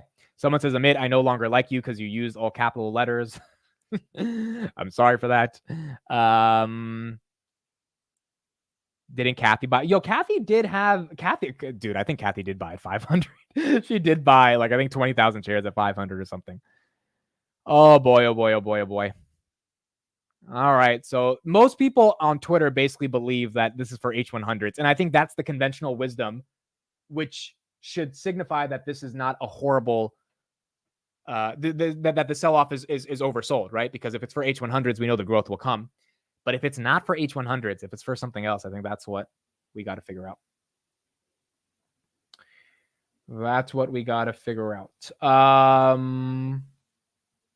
Amit, buy a little before the call, sell during the call. It will recover. Maybe, dude. Maybe. We'll see. I don't really have. I chose not to. I was thinking of buying call options on this one because I really thought they were going to crush. But then in my head, I was just like, I don't know, dude. It's already up a lot. That's the problem. It's already up a lot. Trying to gain a little bit of momentum here with that green candle, but still down 12% on the day. Oh boy, oh boy, oh boy. All right, Amit, for the first time, I'm going to go from 100% Tesla and move 50% to Palantir. I'm sold. Really, Namir? Why? What's the reason? I'm curious. What's the reason for that? That's interesting. I mean, I don't think it's a bad move. 50% Tesla. I think a Tesla Palantir portfolio over the next decade. It's such a cliche to say, a cliche thing to say, but I think that portfolio can outperform a lot of portfolios. Let's do that. We have 8 minutes of the call. What is a 2-stock portfolio? Just 2. If you think it's Tesla Palantir, you say Tesla Palantir. But if you have a different opinion, what's a 2-stock portfolio that can outperform everything over the next few years? S&P, QQQ, meme coins, Bitcoin. You can't pick Bitcoin here. Bitcoin's a cheat code. You can't pick Bitcoin. What's a 2-stock portfolio that can hit? PayPal and Hood? I don't know, dude. I like Robinhood. I like PayPal too. And I don't know if that's outperforming the NASDAQ over the next 10 years. Tesla, Nvidia, not a bad option. But remember, from these valuations, from these prices. So Nvidia is there, but it is, it is up 80% or 70% this year. So you got to remember that. SoFi, Robinhood, I would disagree on that. Nvidia, MicroStrategy. Kevin, he found a way to get some Bitcoin in there. I didn't say you couldn't use MicroStrategy. That's clever. That's very clever. Just sneaked in some Michael Saylor in there. Nvidia and Palantir. I think that one actually could do better than Tesla, low key. Nvidia and Tesla. I think Nvidia and Palantir could. Call me crazy. I think it could. Again, Palantir's at 50 billion, Tesla's at 500, right? Alibaba and United Healthcare. That's a hell of a. If China starts opening up the ability for capitalism to thrive, maybe that's the case. Nikola and Hims. That one might not do the best. Meta and Palantir, I think that could do well. I think Meta's not going anywhere. Palantir's not going anywhere. Chipotle and Apple. That's so random, dude. That's just so random. Chipotle and Apple. Rivian and Baba. I don't think that would be the best one. Trade Desk and MongoDB. That's not crazy, but MongoDB doesn't seem to me like something that's super exciting. Elf and Palantir. That's actually not crazy. Elf got a nice boost since Ulta fell. Coinbase and Shopify. I think Coinbase, yes. Shopify, I don't know, dude. I don't know if Shopify is going to become. Shopify is a $70 billion company. What do we think the cap is on Shopify? Like 350 billion, 400 billion? Amazon's 2 trillion, but Amazon is AWS. Shopify, I know it's software and the margins are better. Is Shopify a $1 trillion company, dude? I don't know. If they're a $1 trillion company, Facebook gets way bigger because most of the people that sell on Shopify, they buy Facebook ads to sell their shit. So I think that would just be growth for Facebook. This is an interesting one. MasterCard and Microsoft. Okay. MasterCard is an interesting one. AMC and GME. I think that's the winner. We know that's the winner. Broadcom and Palantir. That's not crazy. TTCF and Fubo. That one might not do the best. Maybe it has a chance. Maybe not. Dog with Hat and Dog with Hat. Honestly, Dog with Hat, if you got in November, December, you're up more than everyone in the stock market this year. Dude, that thing went from 100,000 to 4 billion in market cap. So that's a lot. We got 5 minutes till the call. A couple of big things today as well. Joe Biden, again, this was the big news, proposed a 44.6% tax on capital gains. That is real. This is real news. You can look up his budget right now if you want. Biden's 2025 capital gains tax rate is 44.5. So if you do get gains off of your two stock portfolio over the next decade, you will have to pay some money if Biden's in office. Snapchat and Disney, interesting. Those would be a little tough. Do you still hold your dog with hat? Okay, so Bay Ray, you can't even call me a friend. First of all, it was cat with hat. Okay, it was a cat, not a dog. Second of all, no, I took 500, I turned it into 1,800, and I sold it. So I got like a close to a 4x, and then I spent it on. I didn't buy stocks. I think I had to like pay off some bills or something. So I paid off some bills, but I did 4x the cat with half, and that 4x took like 2 months. So not bad. I think I'm a little bit of a meme coin connoisseur myself. And now it would have been worth 1 million. No, because so cat with hat is built on Solana, and Solana's tanked since then. And cat with hat has been hit. But dog with hat is also on Solana. But dog with hat has a community. Like, dude, you think Palantir's a cult? Look up dog with hat on Twitter. For those that don't believe me, you'll find a real cult. You haven't seen any type of cult if you haven't seen the dog with hat cult. Wow, Palantir's at 21 after hours. Palantir's that red candle went away real quick. So Palantir's down 21.35. Palantir's down 1%. They says stop bringing fundamentals in. Dude, meme coins are fun. It's just you're gonna lose on most of them. Robinhood's down 1%. S&P's down 0.5. Meta's still down 11%. I am curious. What does Zuck say? You know, Zucks did buy that bunker for like 700 million or whatever in Hawaii. Maybe he bought the bunker to hide from from shareholders after this earnings call. Maybe. Where's Tesla? Tesla's still 161, dude. Tesla's still holding the gains, which are incredible. Tesla's still holding the gains. Robinhood doesn't let us trade Solana. Remember, the reason why Robinhood doesn't let you is because the SEC is a totalitarian regime, and they don't want people making money. So they banned Robinhood from doing it. And Robinhood, because they've been in deep shit with the SEC for like years now, they're like, all right, we're not going to do it. Coinbase is somehow getting away with it, and they're soaking up all the juicy Solana revenue.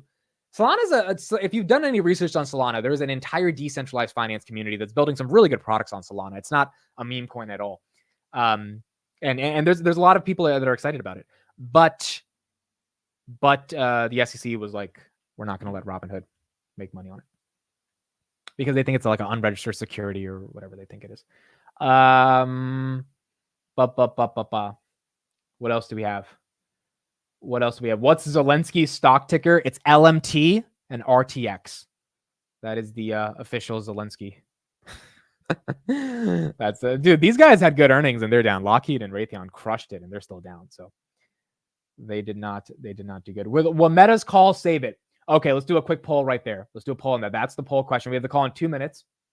Thank you everybody for being here. If you're here for the first time, please make sure you like and subscribe.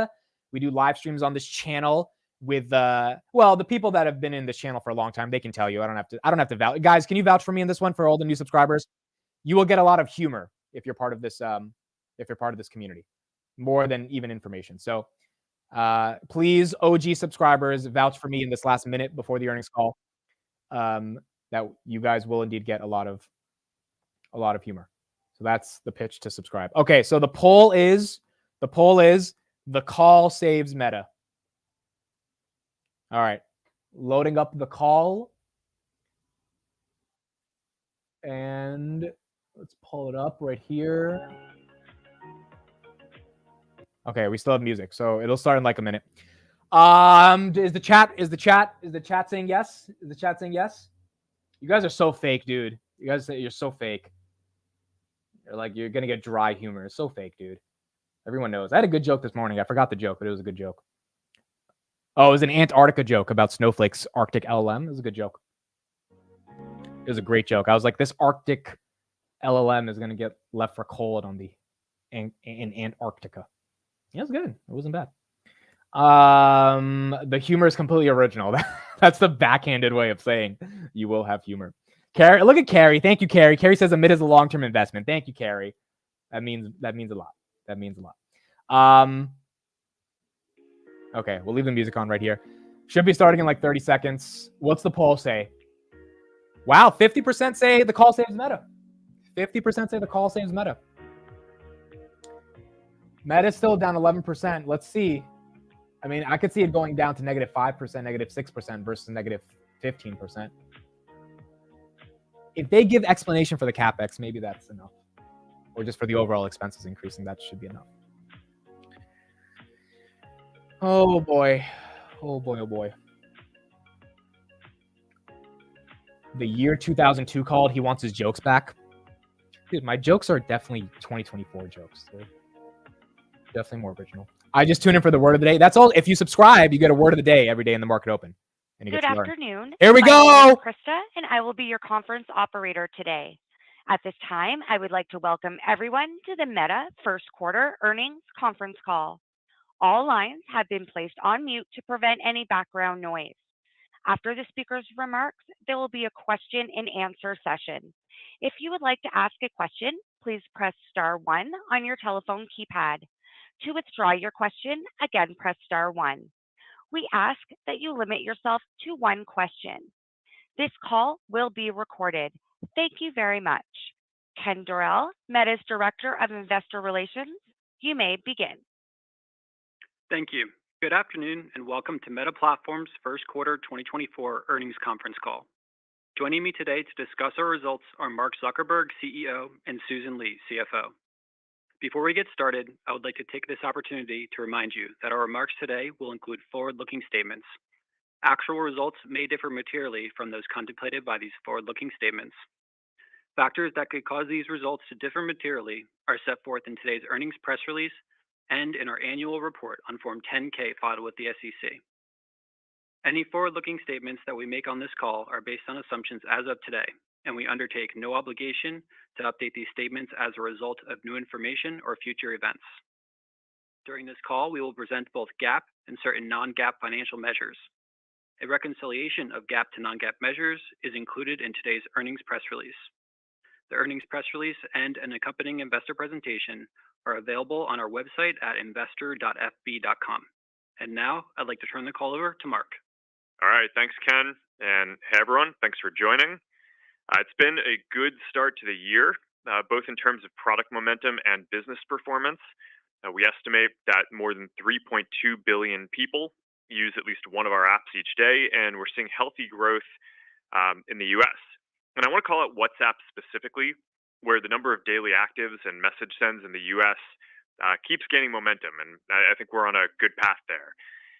We've also made good progress on our AI and metaverse efforts, and that's where I'm going to focus most of my comments today. So let's start with AI. We are building a number of different AI services, from Meta AI, our AI assistant that you can ask any question across our apps and glasses, to creator AIs that help creators engage their communities and that fans can interact with, to business AIs that we think every business eventually on our platform will use to help customers buy things and get customer support, to internal coding and development AIs, to hardware like glasses for people to interact with AIs, and a lot more. Last week, we had the major release of our new version of Meta AI that is now powered by our latest model, Llama 3. And our goal with Meta AI is to build the world's leading AI service, both in quality and usage. The initial rollout of Meta AI is going well. Tens of millions of people have already tried it. The feedback is very positive. And when I first checked in with our teams, the majority of feedback we were getting was people asking us to release Meta AI for them, wherever they are. So we've started launching Meta AI in some English-speaking countries, and we'll roll out in more languages and countries over the coming months. You all know our product development playbook by this point. We release an early version of a product to a limited audience to gather feedback and start improving it. And then once we think it's ready, then we make it available to more people.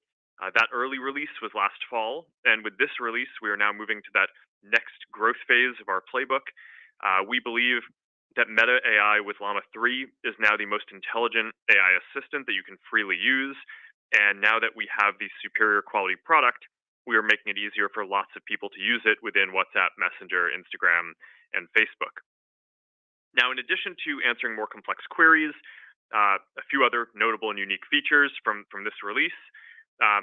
Meta AI now creates animations from still images and now generates high quality images so fast that it can create and update them as you are typing, which is pretty awesome. I've seen a lot of people commenting about that experience online and how they've never seen or experienced anything like it before. In terms of the core AI model and intelligence that's powering Meta AI, I'm very pleased with how Llama 3 has come together so far. The 8 billion and 70 billion parameter models that we released are best in class for their scale. The 400 plus billion parameter model that we're still training seems on track to be industry leading on several benchmarks. And I expect that our models are just going to improve further from open source contributions. Overall, I view the results our teams have achieved here as another key milestone in showing that we have the talent, data, and ability to scale infrastructure to build the world's leading AI models and services. And this leads me to believe that we should invest significantly more over the coming years to build even more advanced models and the largest scale AI services in the world. As we're scaling Capex and energy expenses for AI, we'll continue focusing on operating the rest of our company efficiently. But realistically, even with shifting many of our existing resources to focus on AI, we'll still grow our investment envelope meaningfully before we make much revenue from some of these new products. I think it's worth calling that out, that we've historically seen a lot of volatility in our stock during this phase of our product playbook, where we're investing in scaling a new product but aren't yet monetizing it. We saw this with Reels, Stories, as newsfeed transitioned to mobile and more. And I also expect to see a multi-year investment cycle before we fully scaled Meta AI, business AIs, and more into the profitable services I expect as well. Historically, investing to build these new scaled experiences in our apps has been a very good long-term investment for us and for investors who have stuck with us. And the initial signs are quite positive here too. But building the leading AI will also be a larger undertaking than the other experiences we've added to our apps, and this is likely going to take several years. On the upside, once our new AI services reach scale, we have a strong track record of monetizing them effectively. There are several ways to build a massive business here, including scaling business messaging, introducing ads or paid content into AI interactions, and enabling people to pay to use bigger AI models and access more compute. And on top of those, AI is already helping us improve app engagement, which naturally leads to seeing more ads, and improving ads directly to deliver more value. So if the technology and products evolve in the way that we hope, each of those will unlock massive amounts of value for people and business for us over time. We're seeing good progress on some of these efforts already. Right now, about 30% of the posts on Facebook feed are delivered by our AI recommendation system. That's up 2x over the last couple of years.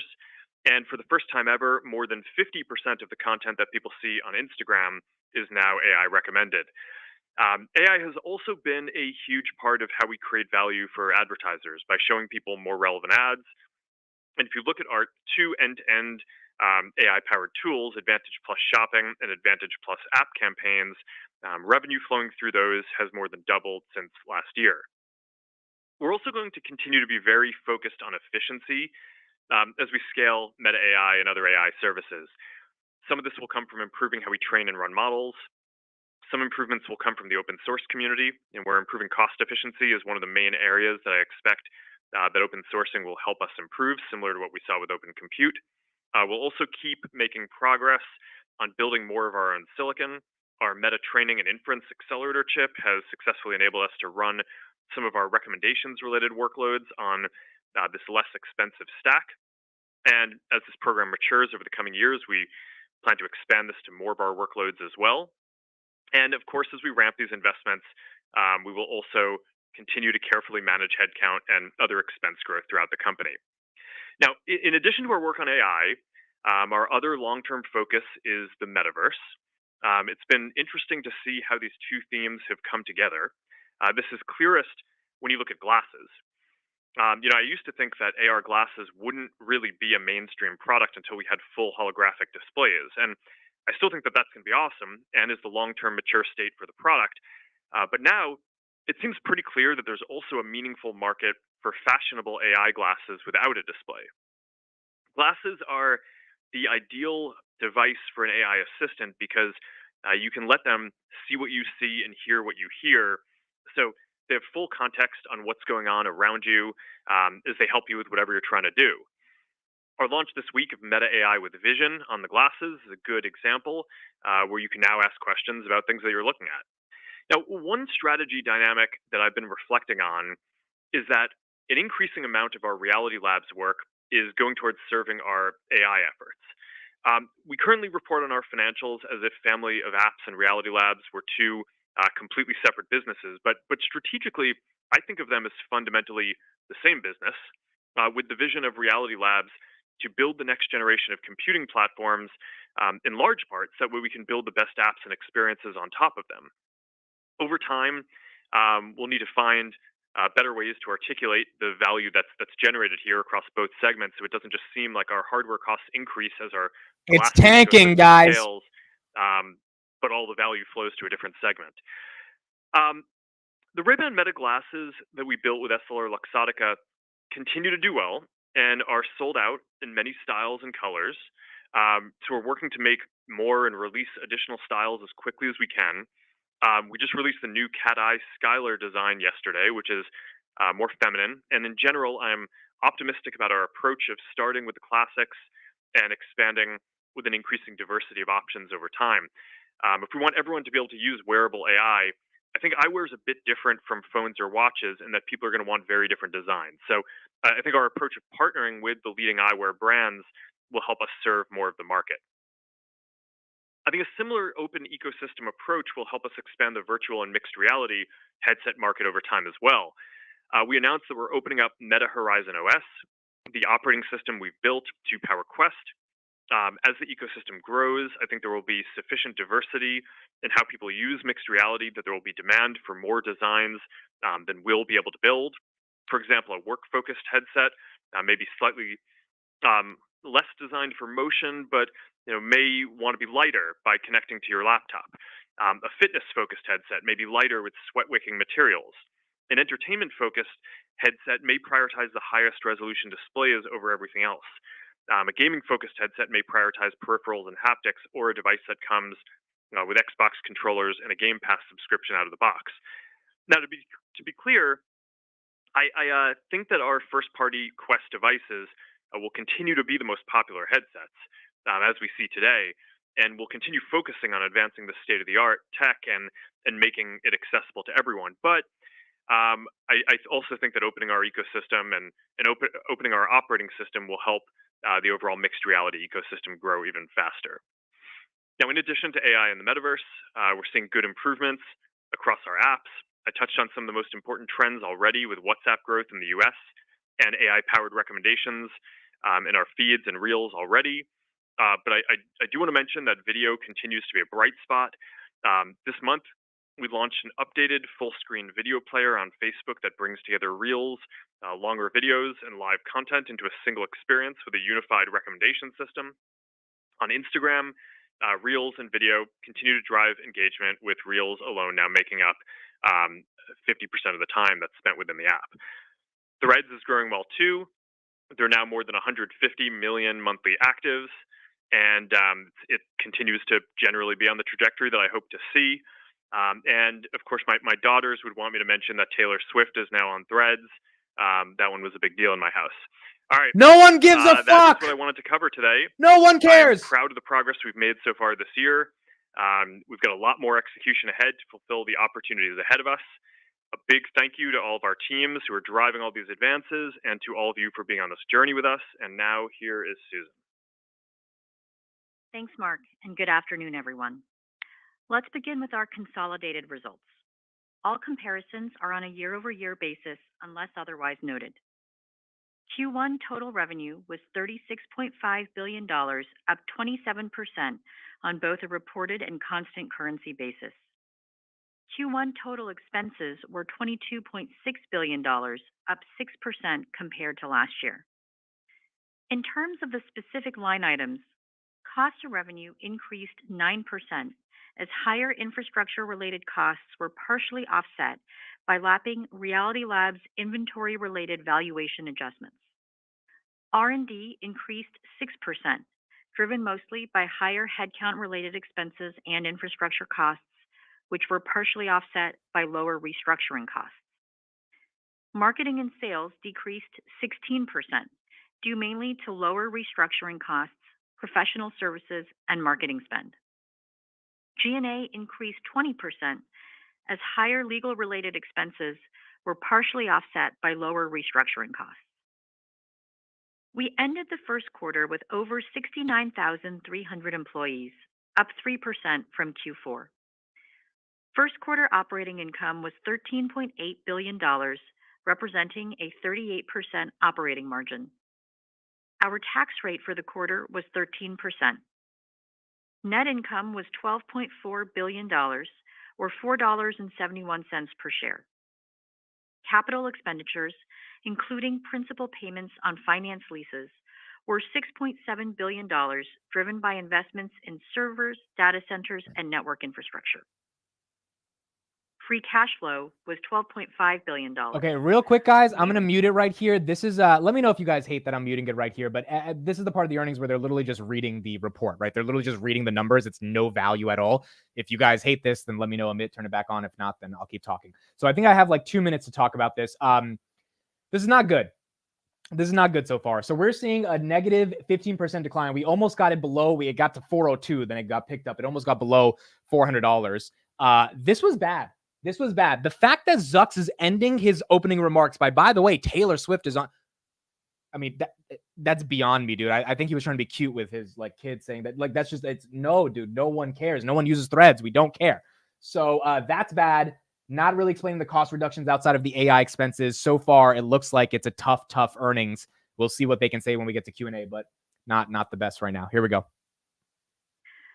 Within ad revenue, the online commerce vertical was the largest contributor to year-over-year growth, followed by gaming and entertainment and media. On a user geography basis, ad revenue growth was strongest in rest of world and Europe at 40% and 33% respectively. Asia Pacific grew 25% and North America grew 22%. In Q1, the total number of ad impressions served across our services increased 20%, and the average price per ad increased 6%. Impression growth was mainly driven by Asia Pacific and rest of world. Pricing growth was driven by advertiser demand, which was partially offset by strong impression growth, particularly from lower monetizing regions and surfaces. Family of apps other revenue was $380 million in Q1, up 85%, driven by business messaging revenue growth from our WhatsApp business platform. We continue to direct the majority of our investments toward the development and operation of our family of apps. In Q1, family of apps expenses were $18.4 billion, representing approximately 81% of our overall expenses. Family of apps expenses were up 7%, due mainly to higher legal and infrastructure costs that were partially offset by lower restructuring costs. Family of apps operating income was $17.7 billion, representing a 49% operating margin.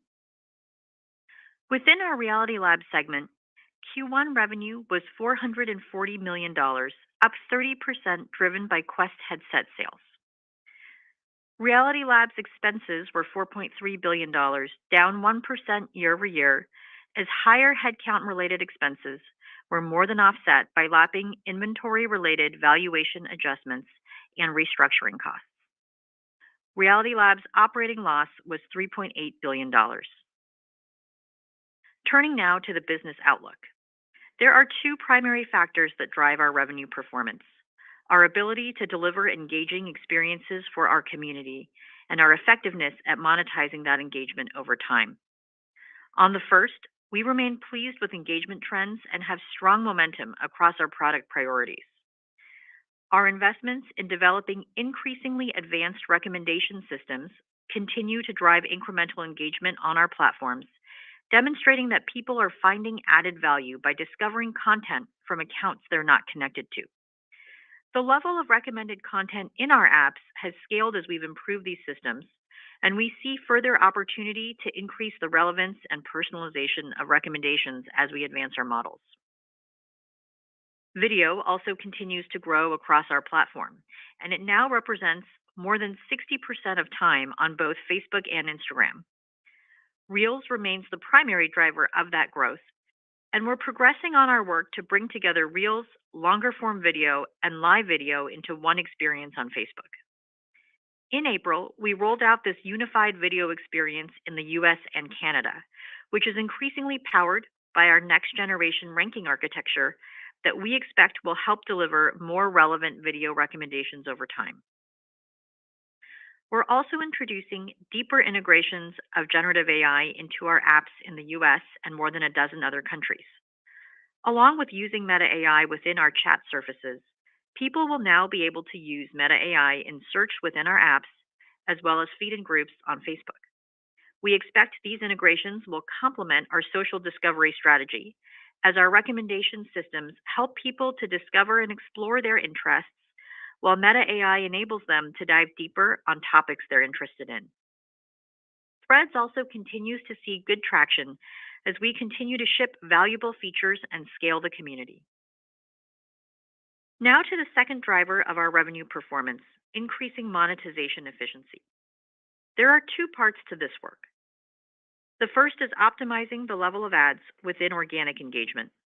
Here, we continue to advance our understanding of users' preferences for viewing ads to more effectively optimize the right time, place, and person to show an ad to. For example, we are getting better at adjusting the placement and number of ads in real time based on our perception of a user's interest in ad content and to minimize disruption from ads, as well as innovating on new and creative ad formats. We expect to continue that work going forward, while surfaces with relatively lower levels of monetization, like video and messaging, will serve as additional growth opportunities. The second part of improving monetization efficiency is enhancing marketing performance. Similar to our work with organic recommendations, AI is playing an increasing role in these efforts. First, we are making ongoing ads modeling improvements that are delivering better performance for advertisers. One example is our new ads ranking architecture, Meta Lattice, which we began rolling out more broadly last year. This new architecture allows us to run significantly larger models that generalize learnings across objectives and surfaces in place of numerous smaller ad models that have historically been optimized for individual objectives and surfaces. This is not only leading to increased efficiency as we operate fewer models, but also improving ad performance. Another way we're leveraging AI is to provide increased automation for advertisers. Through our Advantage Plus portfolio, advertisers can automate one step of the campaign setup process, such as selecting which ad creative to show, or automate their campaign completely using our end-to-end automation tools, Advantage Plus Shopping and Advantage Plus App Ads. We're seeing growing use of these solutions, and we expect to drive further adoption over the course of the year while applying what we learn to our broader ads investments. Next, I'd like to discuss our approach to capital allocation. We continue to see compelling investment opportunities to both improve our core business in the near term and capture significant longer-term opportunities in generative AI and Reality Labs.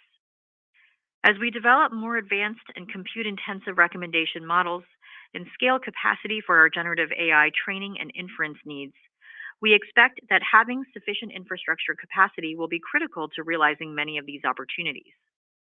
As a result, we expect that we will invest significantly more in infrastructure over the coming years. Our other long-term initiative that we're continuing to make significant investments in is Reality Labs. We are also starting to see our AI initiatives increasingly overlap with our Reality Labs work.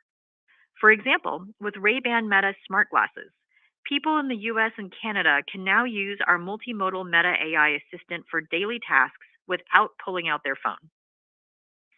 Longer term, we expect generative AI to play an increasing role in our mixed reality products, making it easier to develop immersive experiences. Accelerating our AI efforts will help ensure we can provide the best version of our services as we transition to the next computing platform.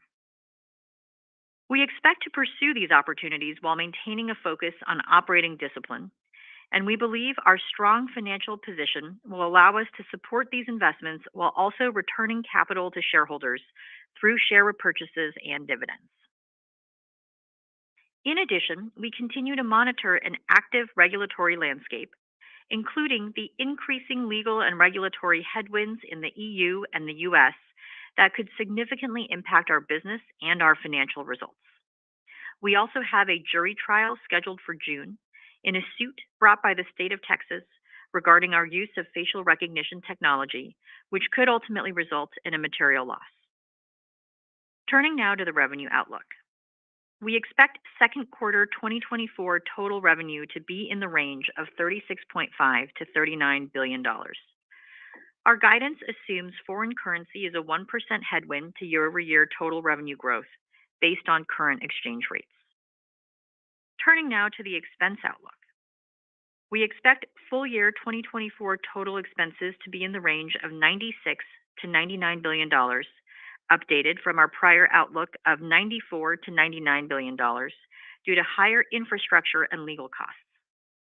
For Reality Labs, we continue to expect operating losses to increase meaningfully year over year due to our ongoing product development efforts and our investments to further scale our ecosystem. Turning now to the Capex outlook. We anticipate our full year 2024 capital expenditures will be in the range of $35 to $40 billion, increased from our prior range of $30 to $37 billion as we continue to accelerate our infrastructure investments to support our AI roadmap. While we are not providing guidance for years beyond 2024, we expect Capex will continue to increase next year as we invest aggressively to support our ambitious AI research and product development efforts. On to tax. Absent any changes to our tax landscape, we expect our full year 2024 tax rate to be in the mid-teens.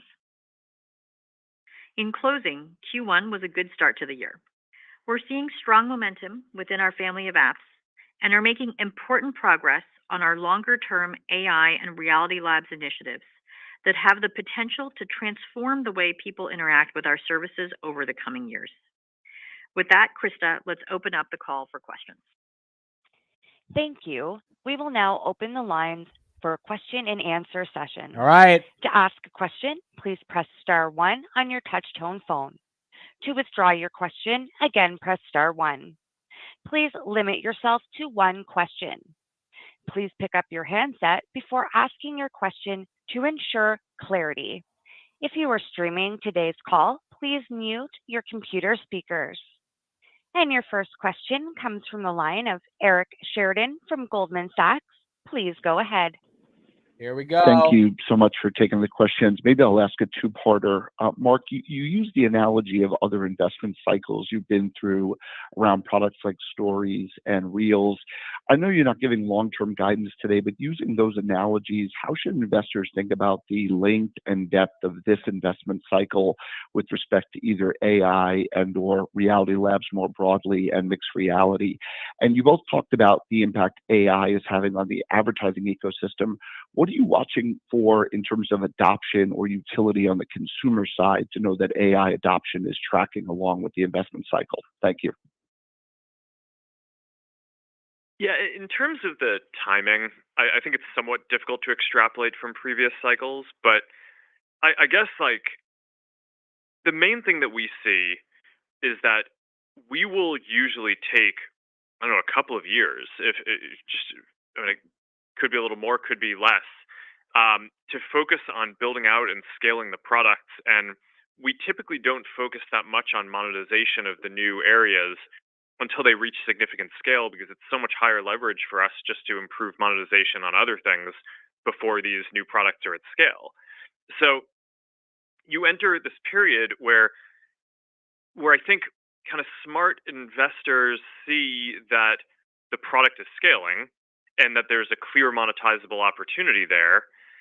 even before the revenue materializes. And I think we've seen that with Reels and with Stories and with the shift to mobile and all these things, where basically we build out the inventory first for a period of time, and then we monetize it. And during that time when it's scaling, it's sometimes it's not just the case that we're not making money from that thing. It can often actually be the case that it displaces other revenue from other things. So like you saw with Reels, it scaled, and there was a period where it was not profitable for us as it was scaling before it became profitable. So I think that's more the analogy that I'm making on this. But I think it's what that suggests is that what we should all be focused on for the next period is as the consumer products scale, Meta AI really just launched in a meaningful way. So we don't have any kind of hard stats to share on that, but I'd say that's the main thing that I'm focused on for this year and probably a lot of next year is growing that product and the other AI products and the engagement around them.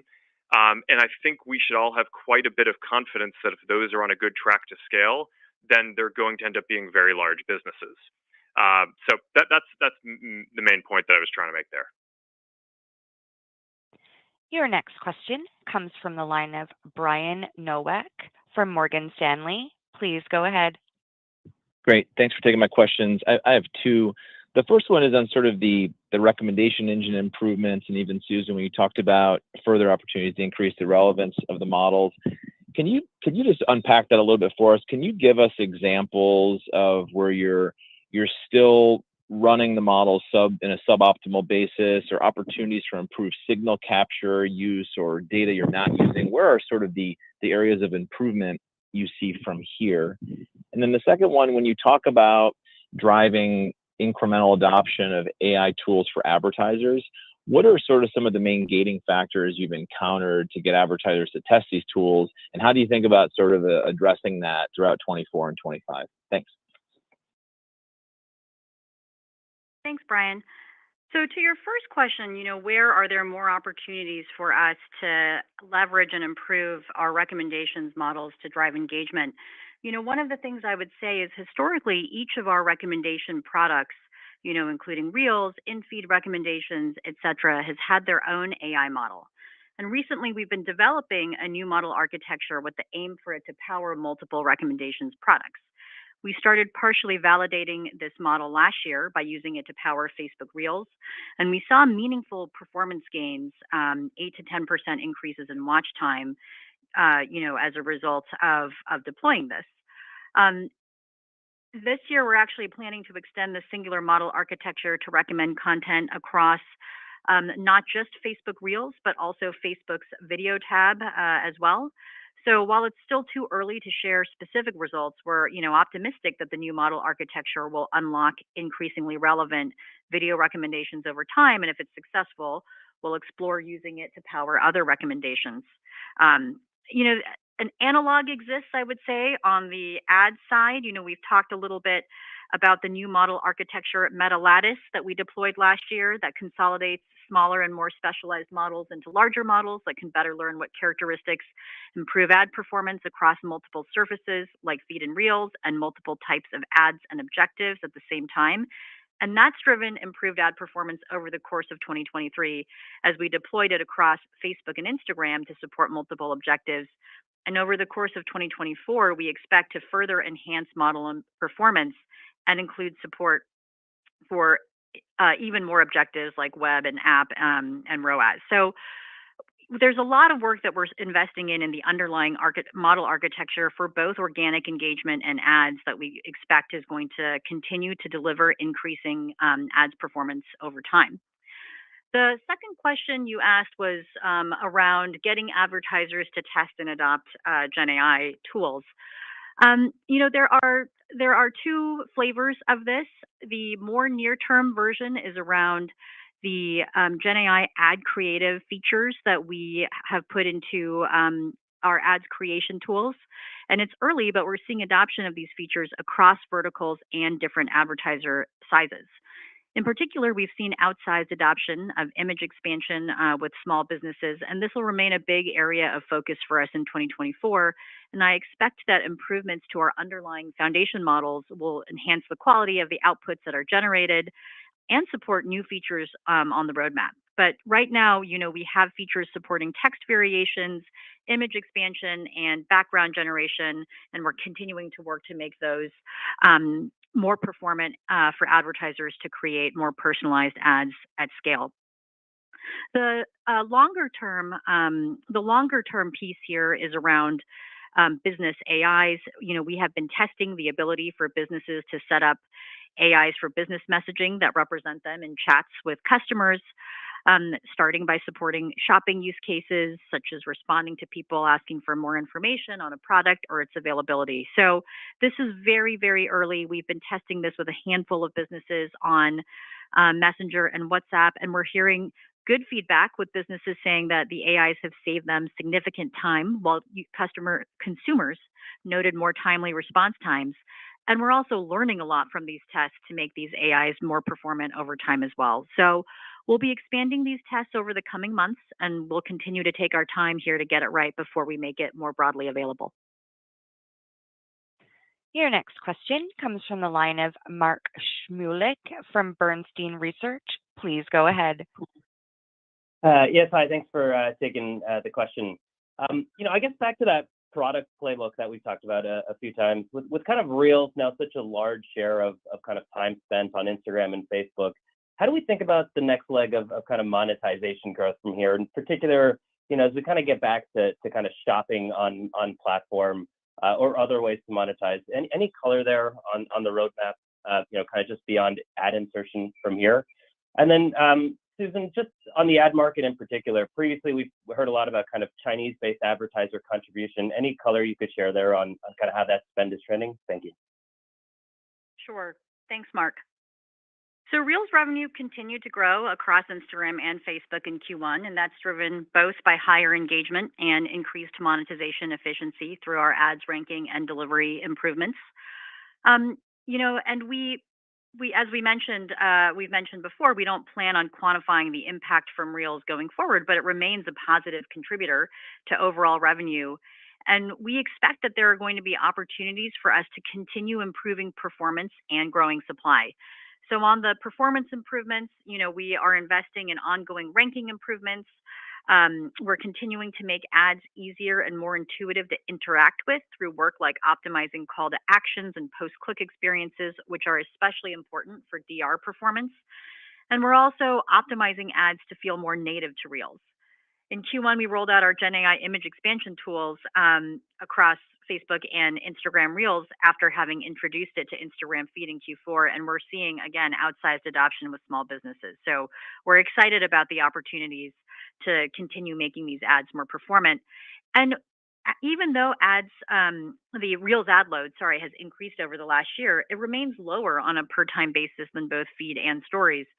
So we're going to continue to look for opportunities to thoughtfully grow it in the future and invest in creative ways to address the structural supply constraints of the Reels format being more video heavy, including higher density experiences and formats, and increasingly personalizing ad loads, which we think will make sure that we're really putting ads in front of people when they're most likely to be interested and engage with them. The second question you asked was around China. Growth in spend from China advertisers remained strong in Q1. This was driven by online commerce and gaming, and it's reflected in our Asia Pacific advertiser segment, which remained the fastest growing region at 41% year over year in Q1. Now, we did see strength across other geographies as well, including a 6-point acceleration in total revenue growth from North America advertisers. So, I would say that, we aren't quantifying the Q1 contribution from China, and we don't have forward-looking expectations to share on quarterly China-based ad revenue.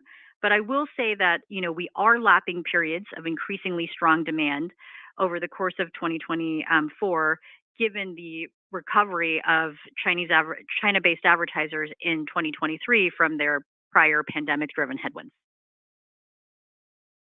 Your next question comes from the line of Doug Anmuth from JP Morgan. Please go ahead. Thanks for taking the questions. Can you just talk about what's changed most in your view in the business and the opportunity now versus 3 months ago? And is there anything you're more cautious about on revenue in the ad market? And is the AI opportunity just even bigger and therefore requiring more investment than expected? And then, Susan, can you also just comment on how you're thinking about that ability to sustain growth rates over the next few quarters as you face tougher comps off a big base of ad dollars? Thanks. Yeah, I can speak to the first one. I think we've gotten more optimistic and ambitious on AI. So previously, I think that our work in this, I mean, when you were looking at last year, we released Llama 2, we were very excited about the model and thought that that was going to be the basis to be able to build a number of things that were valuable that integrated into our social products. But now I think we're in a pretty different place. So with the latest models, we're not just building, good AI models that are going to be capable of building some new good social and commerce products. I actually think we're in a place where we've shown that we can build leading models and be the leading AI company in the world. And that opens up a lot of additional opportunities beyond just ones that are the most obvious ones for us. So that's this is what I was trying to refer to in my opening remarks, where I just view the success that we've seen with the way that Llama 3 and Meta AI have come together as a real validation technically that we have the talent, the data, and the ability to scale infrastructure to do leading work here. And with Meta AI, I think that we are on our path to having Meta AI be the most used and best AI assistant in the world, which I think is going to be enormously valuable. So all of that basically encourages me to make sure that we're investing to stay at the leading edge of this. And we're doing that at the time when we're also scaling the product before it is making money. So that's the analogy that I was making before, which is, we've gone through some of those cycles before. But fundamentally, I think if you look at the facts of what our team is able to produce, I think it just, our optimism and ambition have just grown quite a bit. And I think that this is just going to end up being quite an important set of products for us. It was already going to be. Now I think it has the potential to be even more important. And I can take that second question, Doug. So, we aren't giving full year 2024 guidance, and obviously our revenue for the full year will be influenced by, many factors, including macro conditions and things that are harder to predict the further out you go. And of course, over the course of 2024, we will also be lapping periods of increasingly strong demand. With that said, we expect to see good opportunities to continue growing engagement across our products, driven by the investments we made in AI-based content recommendations, our ongoing video work. And we also expect that we will continue to drive ads performance gains and continue to make our ads sort of more effective and deliver increasing value to advertisers. One thing I'd share, for example, is that we actually grew conversions at a faster rate than we grew impressions over the course of this quarter. So, we're expecting to, which basically suggests that our conversion rate is growing and is one of the ways, in which our ads are becoming more performant. So I feel like there's a lot of opportunity for us, both with our organic engagement growth and with continuing to make the ads better and to continue driving more results for advertisers. Your next question comes from the line of Justin Post from Bank of America. Please go ahead. Great, thank you. First on the Capex, mostly, you're kind of talking about an investment cycle here. Is there any way you could kind of use some of the metaverse spend over into AI, or are they converging and kind of, use some of the money from the other areas to kind of fund the AI? And then second, longer term investors are very focused on returns on capital. Obviously, great returns on Capex in the past with your margins today. how do we think about the returns on the capital you're spending? How are you thinking about it, I guess, going forward, 2-3 years out? Thank you. Metaverse question. So, on the, I would say, well, I can start with the second part and then I'll defer to Mark on the first one. In terms of measuring the ROI on our Capex investments, we've broadly categorized our AI investments into two buckets. I think of them as sort of core AI work and then strategic bets, which would include Gen AI and the advanced research efforts to support that. And those are just really at different stages as it relates to being able to measure the return and drive revenue for our business. So with our core AI work, we continue to have a very ROI-driven approach to investment, and we're still seeing strong returns as improvements to both engagement and ad performance have translated into revenue gains. Now, the second area, strategic bets is where we are much earlier. Mark has talked about the potential, that we believe we have to create significant value for our business in a number of areas, including, opportunities to build businesses that don't exist on us today. But we'll need to invest ahead of that opportunity to develop more advanced models and to grow the usage of our products before they drive meaningful revenue. So while there is tremendous long-term potential, we're just much earlier on the return curve than with our core AI work. What I'll say, though, is we're also building our systems in a way that gives us fungibility in how we use our capacity so we can flex it across different use cases as we identify, what are the best opportunities to put that infrastructure toward. Sure. And then on the question of shifting resources from other parts of the company, I would say broadly we actually are doing that in a lot of places in terms of shifting resources from other areas, whether it's compute resources or different things, in order to advance the AI efforts. For Reality Labs specifically, I'm still really optimistic about building these new computing platforms long term. I mentioned in my remarks up front that one of the bigger areas that we're investing in Reality Labs is glasses. We think that that's going to be a really important platform for the future. Our outlook for that, I think, has improved quite a bit, because previously we thought that would need to wait until we had these full holographic displays to be a large market. And now we're a lot more focused on the glasses that we're delivering in partnership with Ray-Ban, which I think are going really well. And so that, I think, has the ability to be a pretty meaningful and growing platform sooner than I would have expected. So it is true that more of the Reality Labs work, like I said, is sort of focused on the AI goals as well. But I still think that we should focus on building these long-term platforms too. Your next question comes from the line of Youssef Squali from Truist Securities. Please go ahead. Great. Thank you very much. Mark, with the upcoming ban or sale of TikTok signed into law earlier today, how do you think that will impact the U.S. social media landscape and Meta in particular? And what do you say to people who believe that this is potentially a slippery slope in terms of the government picking with winners and losers? And Susan, how big is Advantage Plus in terms of the spend on the platform and just in terms of its impact on overall CPM stabilizing? Thank you very much. Thanks, Youssef.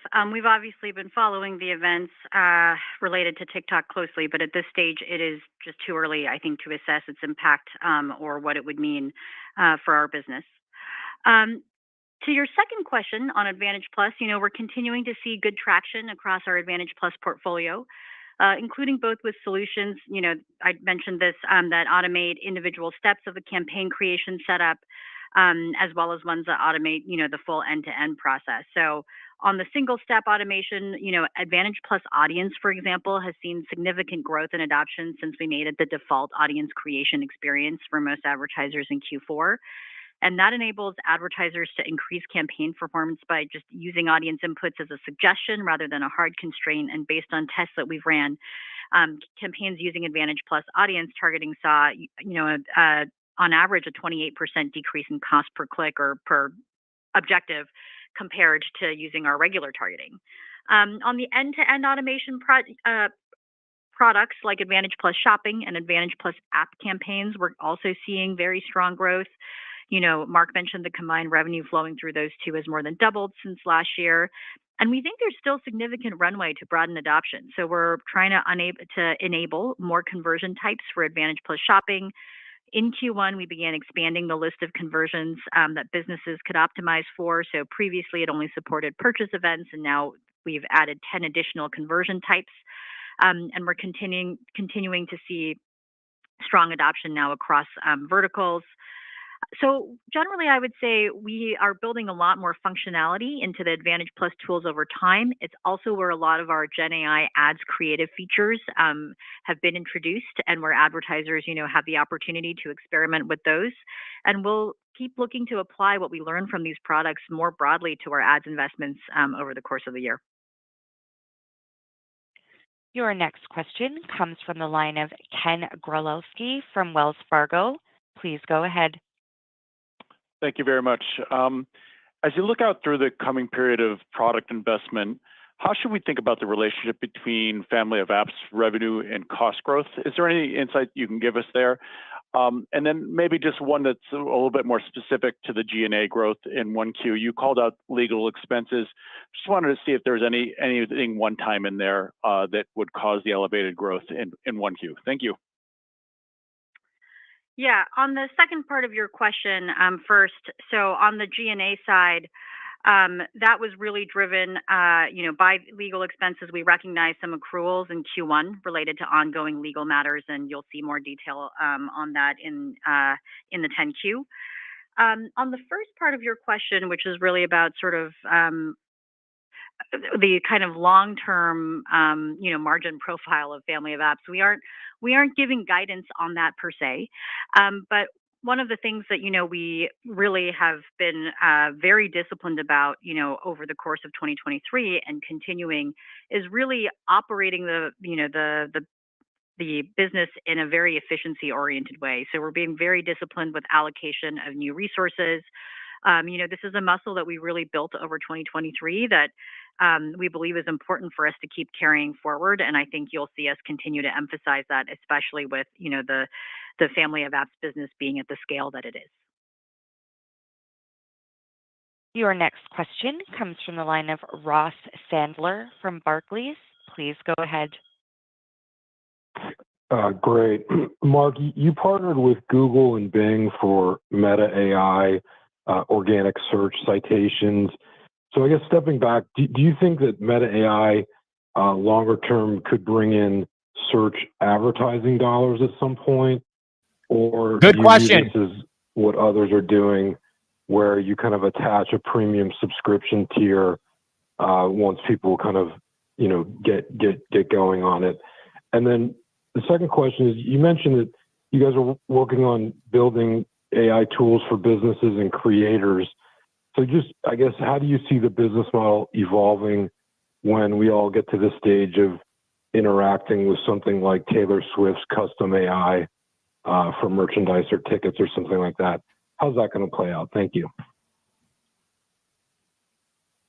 All right. So yeah, on the Google and Microsoft partnerships, yeah, I mean, we work with them to have real-time information in Meta AI. It's useful. I think it's pretty different from search. We're not working on search ads or anything like that. I think this will end up being a pretty different business.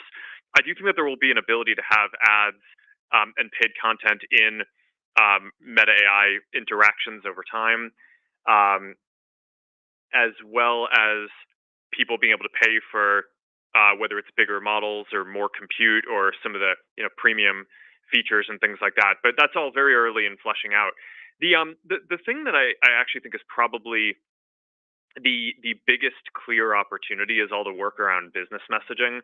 That's in addition to the stuff that we're already doing, just generate to increase engagement and ads quality in the apps. But the business messaging thing, I mean, whether it's a creator or one of the 100+ million businesses on our platform, we basically want to make it very easy for all of these folks to set up an AI to engage with their community. For a business, it's going to be able to do sales and commerce and customer support.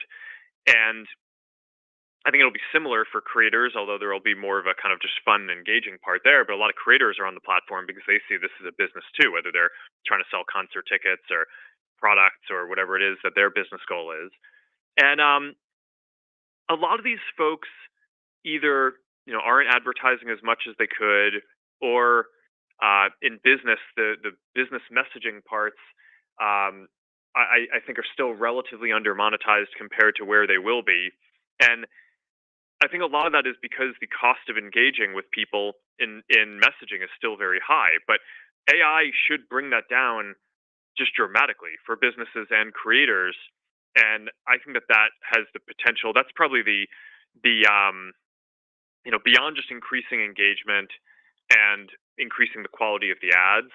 I think that that's probably one of the nearer term opportunities. Even though that will it's not like a next quarter or the quarter after that scaling thing, but that's not like a 5-year opportunity either. So I think that is one that I think is going to be pretty exciting to look at. But yeah, I mean, as Meta AI scales too, I think that will have its own opportunities to monetize, and we'll build that out over time. But like I tried to emphasize, we're in the phase of this where the main goal is getting many hundreds of millions or billions of people to use Meta AI as a core part of what they do. That's the kind of next goal, building something that is super valuable. We think this has the potential to be at a very large scale, and that's sort of the next step on the journey. Krista, we have time for one last question. And that question comes from the line of Ron Josey from Citi. Please go ahead. Great, thanks for taking the question. Mark, I wanted to follow up on a prior question that you mentioned. Optimism has grown internally quite a bit just with all the improvements and investments and innovations you're making. And we're seeing that in the experience just for the few days of Meta AI. So can you just talk to us maybe how the 400 billion parameter model just might evolve the experience on Meta, or how you think things might change over the next, call it, months, years, et cetera, as maybe messaging becomes a greater focus and things along those lines. So just a vision longer term. Thank you. Yeah, I mean, I think that the next phase for a lot of these things are handling more complex tasks and becoming more like agents rather than just chatbots, right? So when I say chatbot, what I mean is you send it a message and it replies to your message, right? So it's almost like a one-to-one correspondence. Whereas what an agent is going to do is you give it an intent or a goal, and it goes off and probably actually performs many queries on its own in the background in order to help accomplish your goal. Whether that goal is researching something online or eventually finding the right thing that you're looking to buy. There's a lot of complexity in sort of different things that I think people don't even realize that they will be able to ask computers to do for them. And I think basically the larger models and then the more advanced future versions that will be smaller as well are just going to enable much more interesting interactions like that. So, I mean, if you think about this, I mean, even some of the business use cases that we talked about, you don't really just want like a sales or customer support chatbot that can just respond to what you say. If you're a business, you have a goal, right? You're trying to support your customers well, and you're trying to position your products in a certain way and encourage people to buy certain things that map to their interests and what they'd be interested in. And that's more of like a multi-turn interaction, right? So the type of business agent that you're going to be able to enable with just a chatbot is going to be very naive compared to what we're going to have in a year even. But beyond that too is just the reasoning and planning abilities of these things grow to be able to just help guide people through the business process of engaging with whatever your goals are as a creator or a business. So I think that that's going to be extremely powerful, and I think the opportunity is really big. So. And on top of that, I think what we've shown now is that we have the ability to build leading models in our company. So So I think it makes sense to go for it, and we're going to, and I think it's going to be a really good long-term investment. But I did just want to spell out on this call today the extent to which we're focusing on this and investing in this for the long term, because that's what we do. Great. Thank you for joining us today. We appreciate your time, and we look forward to speaking with you again soon. This concludes today's conference call. Thank you for your participation, and you may. Okay. Well, that's the call. I will get you guys out of here in 10 minutes. I want to do a little bit of analysis. I got some thoughts. I got some stuff I want to say, and then I'll get you guys out of here. Amazon's getting close to the 160s. What is going on, dude? Oh my God. What is going on? Amazon 171. Wow. Amazon was just 189 last week. Okay, so I'll do high level thoughts, and I have a couple things I want to break down. I want to do some comparisons to Tesla, and then we'll keep going. We'll keep going from here. Number one, this call did not help. And the reason this call did not help was primarily because I'm going to be a bit critical here of Zuck's, down 16% right now. But look, at the end of the day, it was not a good call. This call was focused on things that don't matter. For example, give me a specific example, right? A specific example.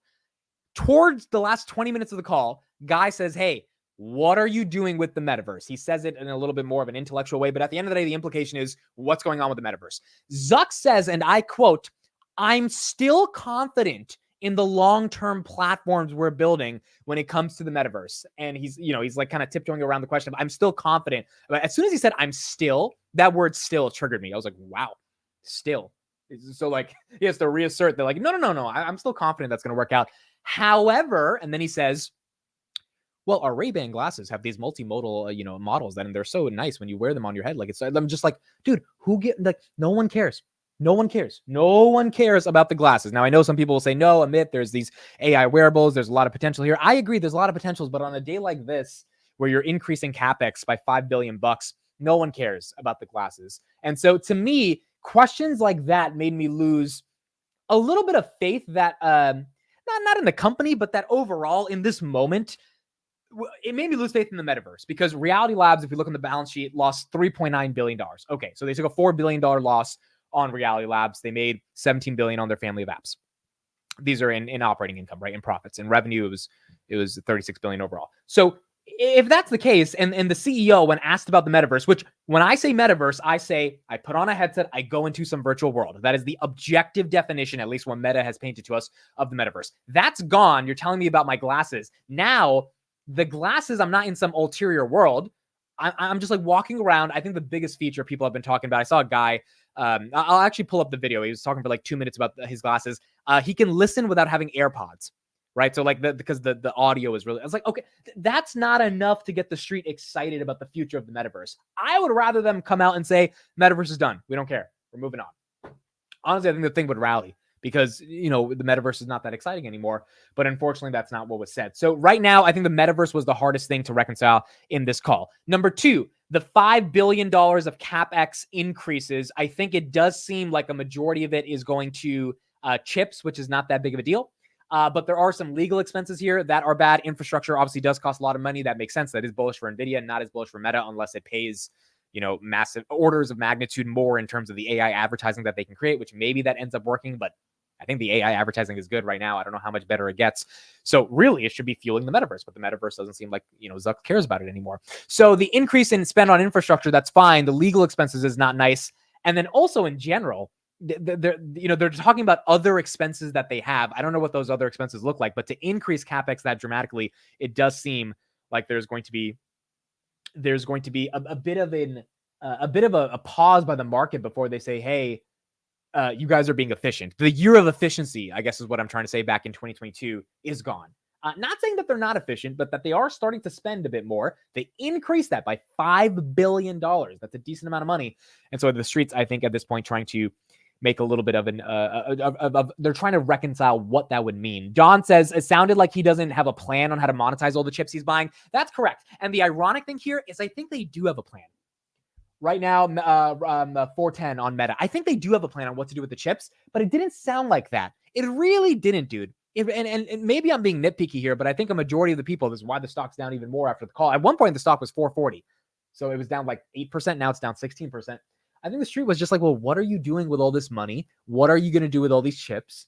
And like, what is the next evolution of growth? Now, Meta did talk about this search business, or not business, but partnership they're doing with Google with Meta AI. So if you go on Instagram, you can literally, you see Instagram right here, ask Meta AI anything. So I can ask it something, and then boom, they get more data on me, and they get to serve me better ads and all that stuff. I think that may take a few quarters to like really show results. Maybe that's not happening right now, but they didn't really explain the long-term vision on why that. Like even when they asked, hey, are you guys going to build a search business given you're partnering with Google here? He said, no, that's not the goal, but he didn't explain what the goal is outside of increased ad efficiency, which if that's the goal at this point, why do we still have the metaverse? Like if you're going to spend a majority of the call talking about ads, be an ad company, dude.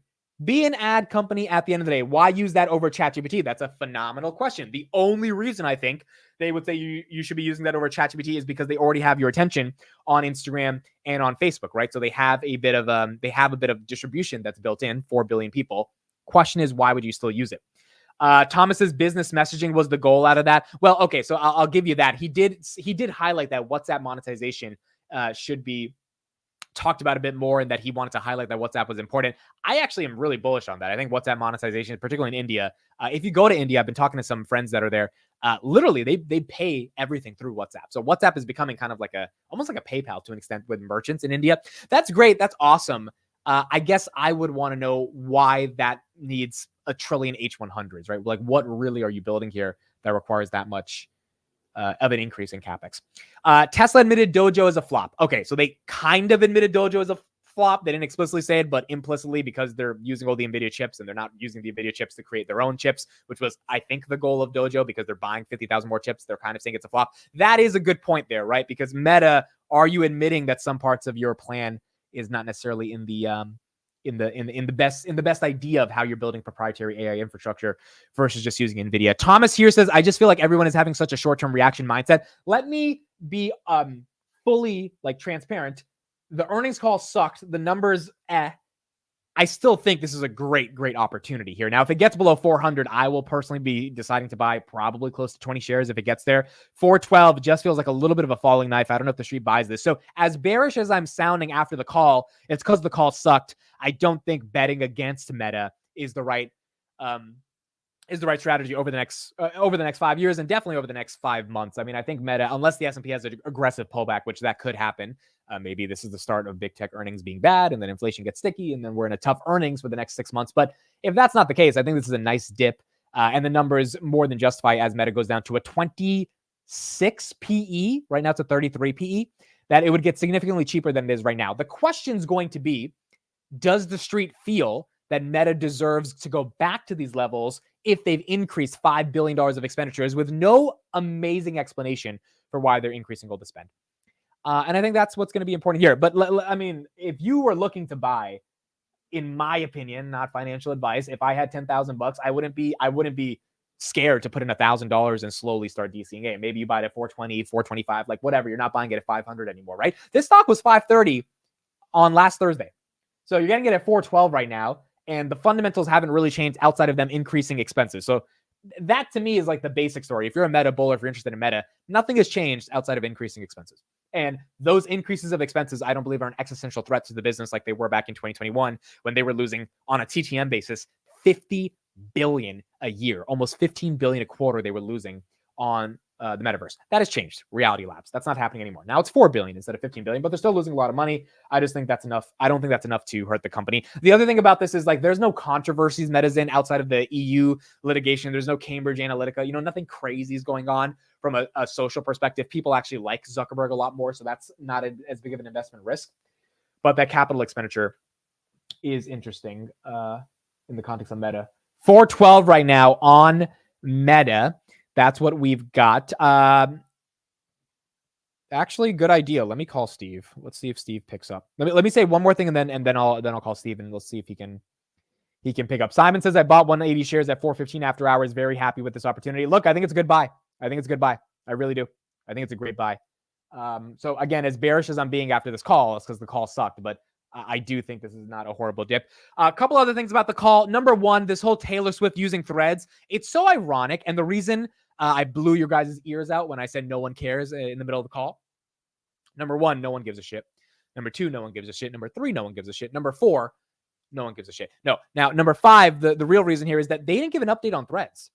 They didn't explain what's going on with threads. Are they monetizing it? How much is it costing? Do they see user growth? It's number one on the App Store for like the past year. And the reason is not, I don't think because people are searching for threads. It's because they're shoving it down your throat on Instagram. When you have 2 billion people on Instagram, you say, hey, download threads. And then everyone's going to download threads, right? So it's this artificial level of distribution. I've tried going on the platform.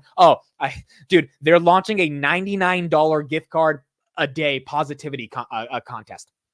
I'm not lying. Type it out. Or let me show you guys. Threads positivity contest. I mean, this is just like, this was insane to me. So they are going to pay you $99 a day to start sharing positive posts. Like I saw this last night and I was just like, what is going on, dude? What the heck is going on?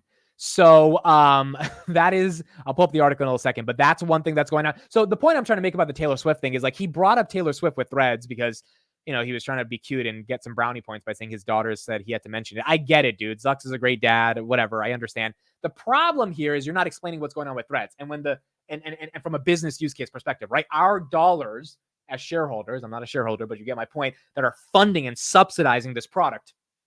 Like you got to explain what the hell we're using threads for. Are you going to put ads in there? You got 100 million people. Are they going to see some ads? Like how are we going to generate revenue? And the second thing is if the stock is down, no one wants to hear this like funny little joke. You know, that's another reason I think it was off-putting to a lot of people in the context of threads. Threads has more daily active users than X. Yeah, but Threads is nowhere near the platform that Facebook is, right? Or that X is.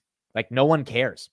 Like, you know what I'm saying? Like Threads is not, it's not the platform that more people that actually care deeply about when it comes to influential people saying influential things. This is what I mean by here, right? So this is the article. It's paywalled, but Threads offers $500 to creators to post about positivity.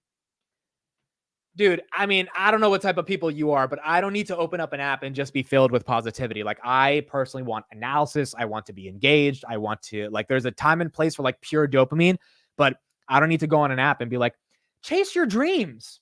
Like, no, motherfucker. How do I make some fucking money? What stocks do I buy so I can chase my dreams? Right. Like, and that's X is that app. So to me, that was just weird that Zucks thought that mattered when in reality, you know, I think no one really cared at the end of the day about threads. Now, one thing about Zucks and Tesla. So what's really ironic here, I mean, what's incredible here, this is a tweet I was just writing out, but I didn't fully finish yet, so I'll read it right here. Meta was up 40% year to date and now is down after earnings. Tesla was down 40% year to date and now is up after earnings. Usually, when a stock is up that much or down that much, the converse tends to happen, right? Tesla went up even though it was down. Meta was up even though it went down. And they both of them inversed on the beat and miss on earnings. Tesla missed and it was up. Meta beat and it was down. Especially if the majority of people believe it's going one way. I absolutely felt Tesla would sell off even more and Meta would be bought up even more, although both stocks had already been bought and sold dramatically year to date. So it's another reminder that we're all supposed to not listen to the crowd. But we end up listening to the crowd, right? I listened to the crowd. I thought Tesla was going to go to shit. Tesla doesn't. I thought Meta was going to go up. Meta doesn't. It's just a reminder that in the stock market, no matter how much we need to believe the opposite of what happens, all of us forget. Like almost all of us always forget that was supposed to happen. I said converse. I meant to say inverse. I meant to say, let me change that on my tweet right now. You guys are saving me from getting flamed in the flamed in the comments. So thank you guys. I appreciate it. But yeah, so the inverse happened and ultimately we didn't expect that. Everyone forgets to zoom out as well. Yeah, I agree. I mean, Meta, if you zoomed out, they were up 40% year to date. Tesla was down 40% year to date. Tesla down 1% after hours. Robinhood's down 1%. Palantir for some reason is getting hit because of freaking Meta going down. Apple's up a little bit. Microsoft's down 2%. Nvidia's down 1.4%. Amazon's down 2.46%. I don't know why Amazon's down, but Amazon's down. Google down 3%. That makes sense. Meta showing, but again, Meta's not showing weakness in ads, so I don't think Google will. But Meta's showing an unexpected surprise in Capex increases. If Google doesn't do that, hopefully Google doesn't have the same fate waiting for them. And then Tesla right here down a little bit after hours at 160 right now. Bay Ray says he has 105 cost basis, so I don't care. Yeah, if you have a low cost basis, this shouldn't matter at all. Like if you have a healthy margin of safety. Now, look, if you bought today, you bought at 500, you bought at 450, it's a little annoying. I get it. But if you have anywhere below like a $300 average, 350 average, this shouldn't be a big deal at all. This should be an opportunity to average up and gain more allocation in the company. I don't think we heard anything in this earnings, in my opinion, that is a red flag. The Capex increasing, at the end of the day, they're going to spend some more. It is what it is. And the stock was up 40% year to date. It had to take a little bit of a breather. The market probably wanted it to take a bit of a breather. I think if Meta did go to 550, that means it would be up 60% year to date. Probably not justified, right? They already did the dividend. They already did buybacks. Like those are like funny numbers, right? And we probably don't want funny numbers. The good thing here is now the market can have a little bit of a reset. I know we had a pullback a week ago, but that reset can help us get ready for the next inflation report. We get PCE on Friday. If that comes in colder than expected, maybe we can make a trip to Antarctica and then eventually the stock market can go up because we need these cold inflation reports to happen in order for the market to have a little bit of momentum right now. So hopefully that is going to be the case. All these companies throwing Nvidia all this cash and they still dropped. Well, the funny thing is maybe the market's getting a little concerned that Nvidia's estimates are priced in. It's an oddly weird way to think about it, but maybe the market's thinking, okay, so Meta already paid Nvidia, Tesla already paid Nvidia, so their numbers that we've been projecting, Loop Capital is the most bullish. They think Nvidia can do 175 billion by 2026. Most of the street thinks like 130 is the estimate. Maybe that's already priced in, right? And maybe that's why the market's selling it off. Or in general, maybe the market's scared that if Meta's not going to buy as much because they've already bought so much, right? They've already put in their orders, then the Q3, Q4, Q1 2025 for Nvidia projections are going to be lower. And if that's the case, then maybe we sell off Nvidia now a little bit before the earnings. Amit, what if Google and Microsoft? So that's my Meta summary. You guys can ask if there's any more questions. Let me know. But DAP was fine. Daily active people. Revenue was fine. EPS was fine. Capex is up for anyone who wants a basic conclusion why the stock is down. They didn't talk much about the metaverse, or they didn't explain why the metaverse is important, and Capex went up. Those are the two reasons I can summarize from this call for why the stock is down right now, which is okay. I think it's a good opportunity.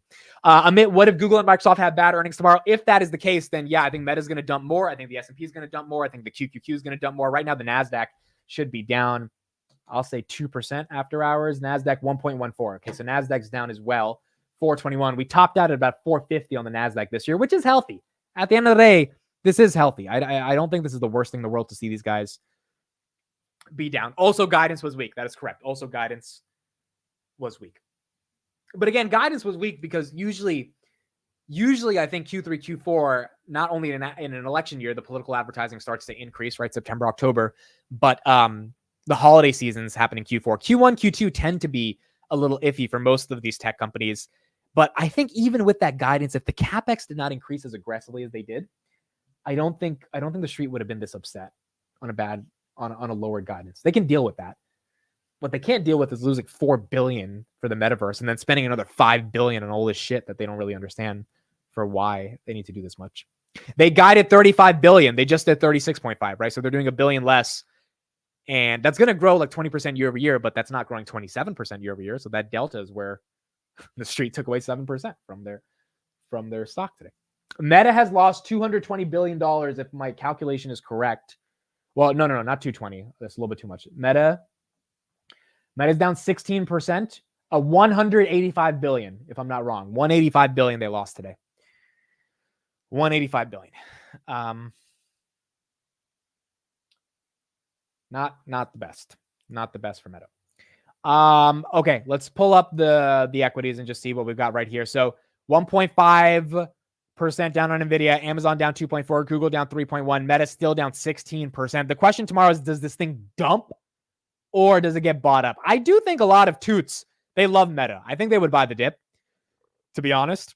But if the S&P is falling, Meta's going to fall. And the question is tomorrow, I think Microsoft and Google determine a lot, because if Microsoft and Google shit the bed, the S&P is taking a hit. We're going back to probably 480, 485. We bottomed at 492 last week. And then Meta's taking a hit as well. And below 400, specifically 350, I think is load the boat. I don't think we get to 350, which is why 350 is load the boat. I think maybe if we're lucky, we get to like 385 if things get really bad tomorrow. But if that's the case, Meta takes away all the gains they got this year. I don't think the market's going to get rid of all their gains. I think there's too many people that would be willing to buy the dip at that point. That's what we got. That's what we got in the world of Meta. All right. Finance Junkies tomorrow. We'll talk more about it. We'll get Vitalik's perspective. We know he is a larger Meta shareholder. DGAS is Meta beat revenues and revenue. This makes no sense. Again, I can understand that perspective. That's what I thought as soon as we saw the red candle. But they did increase their expenses and decrease their guidance. And that's enough for a stock that's up 40%. Same thing with Tesla. Tesla missed on everything. But they said, hey, we're going to be better. And the stock was already down 40% year to date. Zuck said, hey, we're not going to be much better. The stock's up 40% year to date. The inverse happens. And like, it makes sense. And we all know this. We're all not stupid. We all know this is what happens in the market. We've seen it time and time again. But we forget. And we kind of go with the psychology of the crowd, which is just another lesson that everyone sometimes has to remember. If everyone's thinking one thing, maybe the other thing might end up happening. And not just because it's like philosophically other things happen. It's just because there's so much of a bet from a monetary perspective in one way that if one thing is off or one thing is good, things could flip to the opposite side. All right, that's it for me. Thank you everybody for being here. I'll have a daily Palantir episode coming out in probably 30 minutes. That'll go live. We're talking about Palantir and their bootcamp model. So if you are new to the channel, please make sure to subscribe. If you care about Palantir, we do a Palantir video every day. And we do a live stream 2 times a day, market open and market close. So if you don't care about Palantir, you can still get some juicy markets analysis and humor every day, 2 times a day. Dailypalantir.substack.com. If you want to subscribe, free email newsletter every single day about Palantir. You get an email every day, so you can check that out. And yeah, we'll keep going from there. Tomorrow in the market open, we'll recap what happened with Meta, IBM, Chipotle. I'll go through those earnings today. And then tomorrow after the bell, Thursday, we've got Google and Microsoft. Those are going to be really, really big. Comcast tomorrow as well. Yep, we got a bunch of big earnings tomorrow. And we'll see what happens. We'll see what happens tomorrow. So the market now depends on Microsoft and Google because Meta showed that, they're not going to be a boost to the market. Tesla showed they're not either because their numbers suck. They're just like pumped because things were so bad and Elon calmed people down. But Microsoft and Google are big tomorrow. They're going to be very, very, very big tomorrow as well. Hakan says, so can we get started on the humor? You know what? It's just not nice, dude. Like I don't know how you guys were raised, but I was raised to be nice. Now I wasn't raised to be funny. I wasn't raised to be funny because to be funny, you have to be born with it. You have to have some intrinsic, like you can't, I can't, you can't be taught that. I can't teach anybody. People have reached out. Hey, can you teach? I can't do that, dude. I can't do it. Okay, you either got it or you don't.